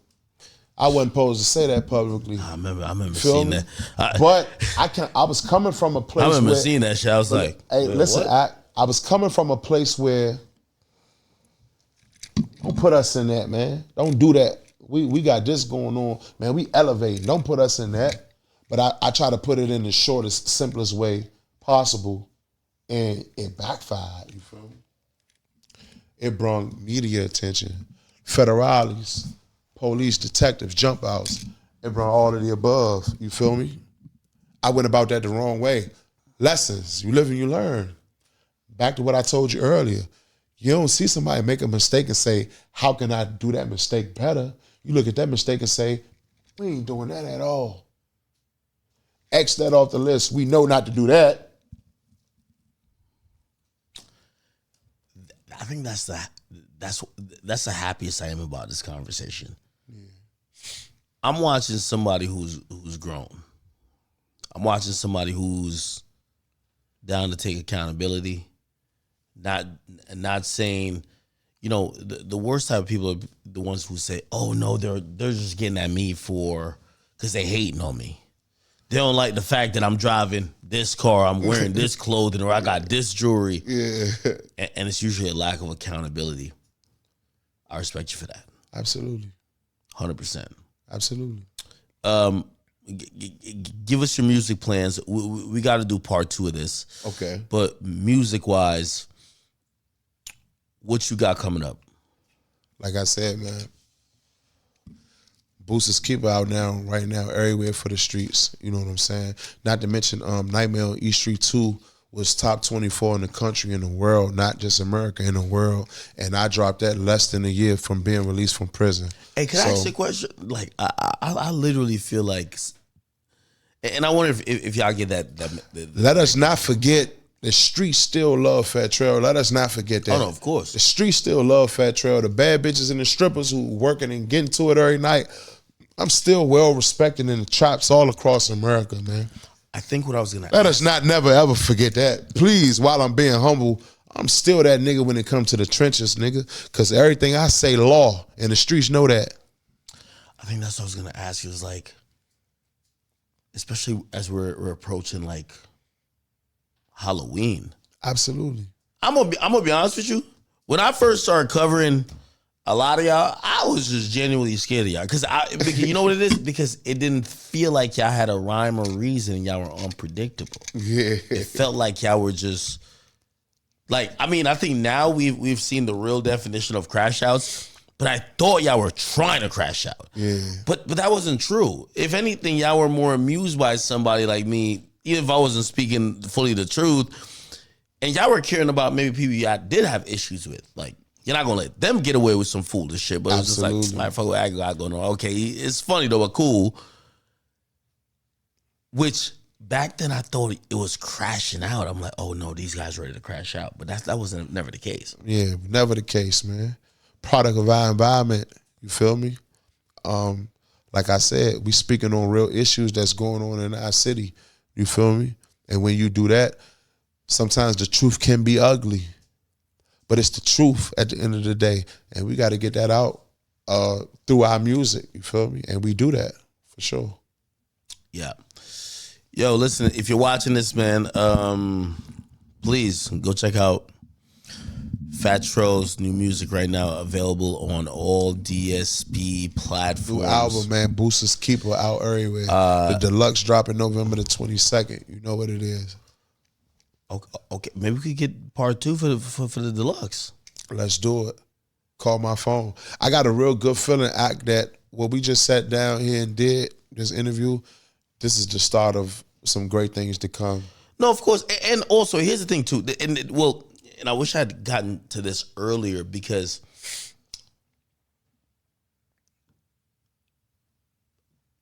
I feel like DC is such an integral, like when we think about that Northeast and all the major cities that really affect shit. And we talking about New York and we talking about Philly. Mm-hmm. We talking about Baltimore too. We talking about B-more, of course. Yeah. But B-more and DC, those are two cities that, you know what I mean? Like, I mean, even if we talking about like, fuck it, like just even, I used to be like a Jersey club producer. Baltimore club. Yeah. DC go-go music, which is inspired so much, is like, these are things, you know Absolutely. What I mean? And I feel sometimes we forget it, because a lot of times fans are looking for representatives, and they're like, oh, if they can't think of a huge name from that region, they act like the region don't exist. Exactly. And I 100% believe DC deserves so much love. Absolutely. Baltimore too. Absolutely. 100%. Philly deserve more love. True. 100%. More love from Philly. They got some dope ass artists right now. Well, I think Philly finna tee up. Like, Philly's on one right now. Yeah. One thing I've realized about, like, certain cities is like, when it's their turn, it's their turn. And it's only so long you could disrespect. Yeah. If you're gonna ignore their presence and contribution, it's that pride in all of us. Yeah. Because I ain't gonna lie, there's a time I was covering DC and I felt like when niggas was acting and ignoring, it felt like nobody could go to could go to no DC clubs without them acknowledging the presence. Absolutely. And look, you can just pop up at Bliss thinking it's all sweet. No question. But look, let me say this. Shout out to Philly too, man. Hey, Philly, I'm trying to tap in, man. All the hottest artists, all the men in the city of Philly, man. What's up? I'm pushing up, man. Let me know who I need to work with, who I need to fuck with. Baltimore, you already know what it is, man. Jersey, New York, you know what it is. I'm tapping in with all the men. Let me know who I'm pushing up on and who we working with. For sure, for sure. That. I'm glad you even saying that, because that's another thing that's happening where usually people do it when we all got a hit song, so we're gonna do the fake kicking shit. You know what I'm realizing now? Bro, the real niggas that's from Chicago, bro, they tap in and be like, yo, you shout to the real niggas in Philly. Like, y'all niggas just like us. This is a different playing field y'all got over there. Yeah. Fuck with y'all. Yeah. They're showing love to each other. That's fire. Absolutely. I like that. Yeah. I like that. Right? Because different cultures. We tapping in and let's see what we can, let's bring my culture to your culture and let's see what we can create. That's dope. That's hard. And actually that's also been embedded into a lot of this shit before.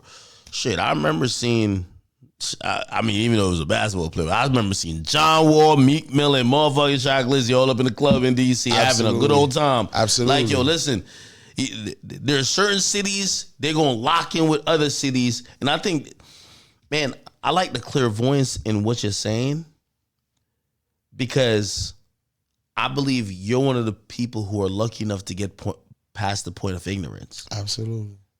Like, you could have been on some, man, well, we could end it today just off this disagreement here, but you've gotten past that.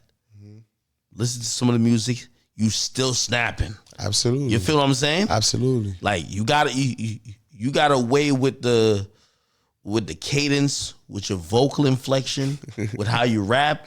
You've been listening too. You feel what I'm saying? Yeah, so it's like, that's what people want to fuck with. You know what I mean? Mm-hmm.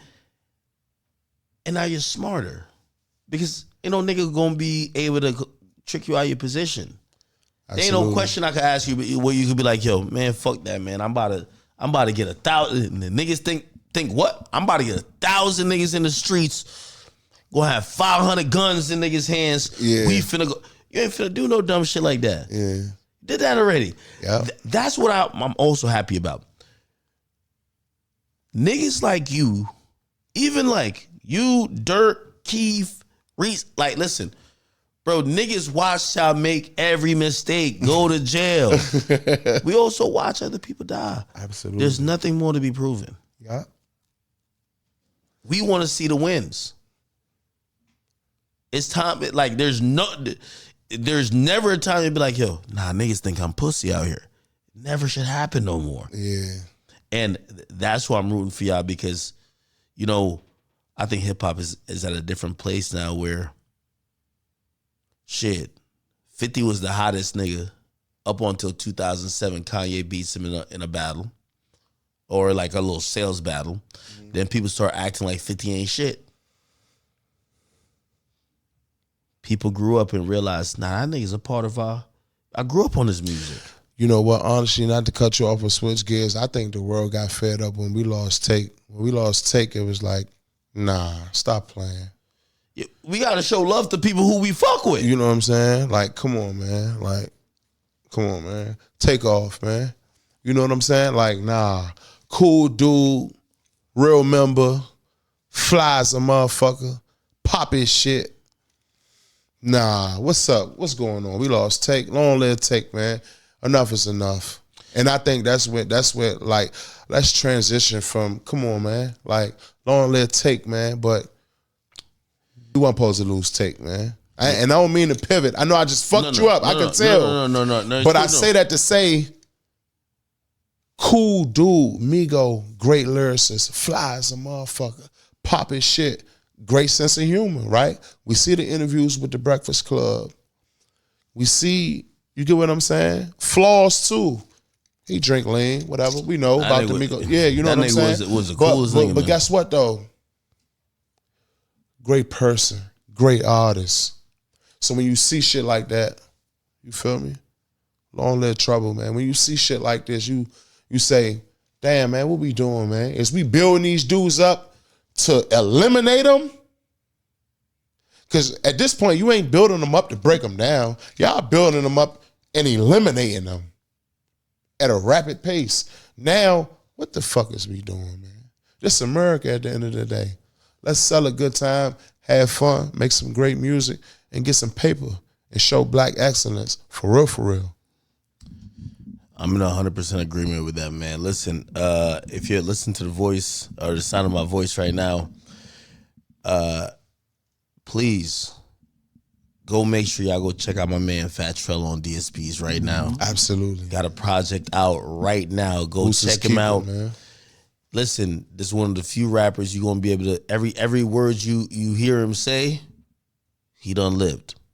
Everything you hear him say is coming from a place of experience, whether he learned, whether he lost, whether he won. And I respect that. And I'm here to just keep giving you encouragement, but also the platform. Because I got to tell my mans, we run it back for the deluxe. Absolutely. It's impossible for us to get to everything. It's going to be like a 5-hour joint. So we're going to have to get to, I know exactly where we got to. All right, bet. Now you start breaking waves, but then there's a lot of pitfalls that also happen. Absolutely. And a lot of other things, and we're going to have to get to it the next time. Right. And I also want to say this too, Ak, and we can end it on this note, because I'm a real nigga, right? I want to appreciate you too. You feel me? I appreciate everything that you've done for the culture. I appreciate you. I'm a real nigga. A lot of things you've done, I don't agree with. You feel me? I had conversation with several people who said, you should pull them up about this, pull them up about that. And I said, but at the end of the day, I'm going to do it my way. We had a conversation. It's a lot of things we did speak on, a lot of things we didn't. But I will say this. For everything that you've done for the culture, for young African Americans, I want to shake your hand again and say, I appreciate you too, dog. You feel me? I thank you too, because I know for a fact that you provided a whole large population of America who wouldn't have never listened to our stories, played our music, followed us on Instagram if you didn't report on us too. You feel me? So I know the role that you played, and I know that you might have made a couple of decisions from ill places, and that come with being young and maturing as a person and growing as a man. But now that we having this conversation together as two adults, I can tell that it all came from a good place. Let me know about your family, how you was raised, your mother, your brothers. I know how I feel to grow up young and black and in America. You feel me? So I thank you too, bro. You played an intricate role in all this shit. So it is what it is. Hey, part of, I'm glad that I was able to increase the platform and keep being successful. Here's a role that I want to play. And, I've spoke about this with Dirk, spoke about this with Keith. Even recent, rest in peace, even Fredo. But also everybody who I used to cover back Fredo, then, man. Everybody who I used to cover back then, and even this with me and you, I was the person back then that was probably, I was telling the stories, and a lot of times the real guys who was there were probably like maybe 15% right, 20% right, but that's not. Well, we wouldn't tell a story like that. Mm-hmm. I'm glad I have the platform now. I'm not telling your story no more. You telling it. Yeah. And you're going to tell it in multiple ways. You're going to give context here, but you're going to give the story and the music. Absolutely. And that's the ultimate payoff, right? Because I can't tell your story better than Absolutely. You can. What better way for them to get the story? That's my point. Yeah. I also want you to realize your power too. As a young African American in the United States of America, you got a lot of power. You got a platform, the same platform as Donald Trump and Barack Obama. You got a platform. You might not have the same population of supporters, but you got a platform. Realize that. Understand that. When you wake up, every decision that you make every day, think about that. Keep that on your mind. You young, you black, you from America. You was born in Jamaica. You got roots back in Jamaica, but you a young black nigga in America. You got your stripes in America. But you from Jamaica, you feel me? Keep all that in your mind and do what you do. Trel, I think when you hit me, I was like, oh, I hope he ain't leave yet. So I'm glad we got. By the way, if y'all are watching this, just to give a little bit of context, it's probably 3 a.m. It's probably 3 a.m. We didn't get to fit it during the regular time period. So like he basically had a whole bunch of, obligations during the day. And I said, shit, I don't care what time. We're going to get up in here and get some goddamn interview in while we can. So I just want to say I appreciate you, the first of many. And I can't wait for us to get the other side of the story, but also the update on what the music has been. And by the way, I'm watching you growing as a man. That's probably the thing that it's a not bittersweet, but it makes me think. I'm like, damn, you sitting in front of a man who has consciousness about what he's done wrong, and he's standing on what he did right. Absolutely. And the best way to handle these conversations face to face, because I had assumptions about you wrong, and I'm pretty sure you had a couple about me, man. I appreciate you for coming in here. All right, brother? Absolutely. Always, bro. I appreciate it. My nigga, man. Yo, y'all make sure I fuck with my man Trel, bro. Love, brother.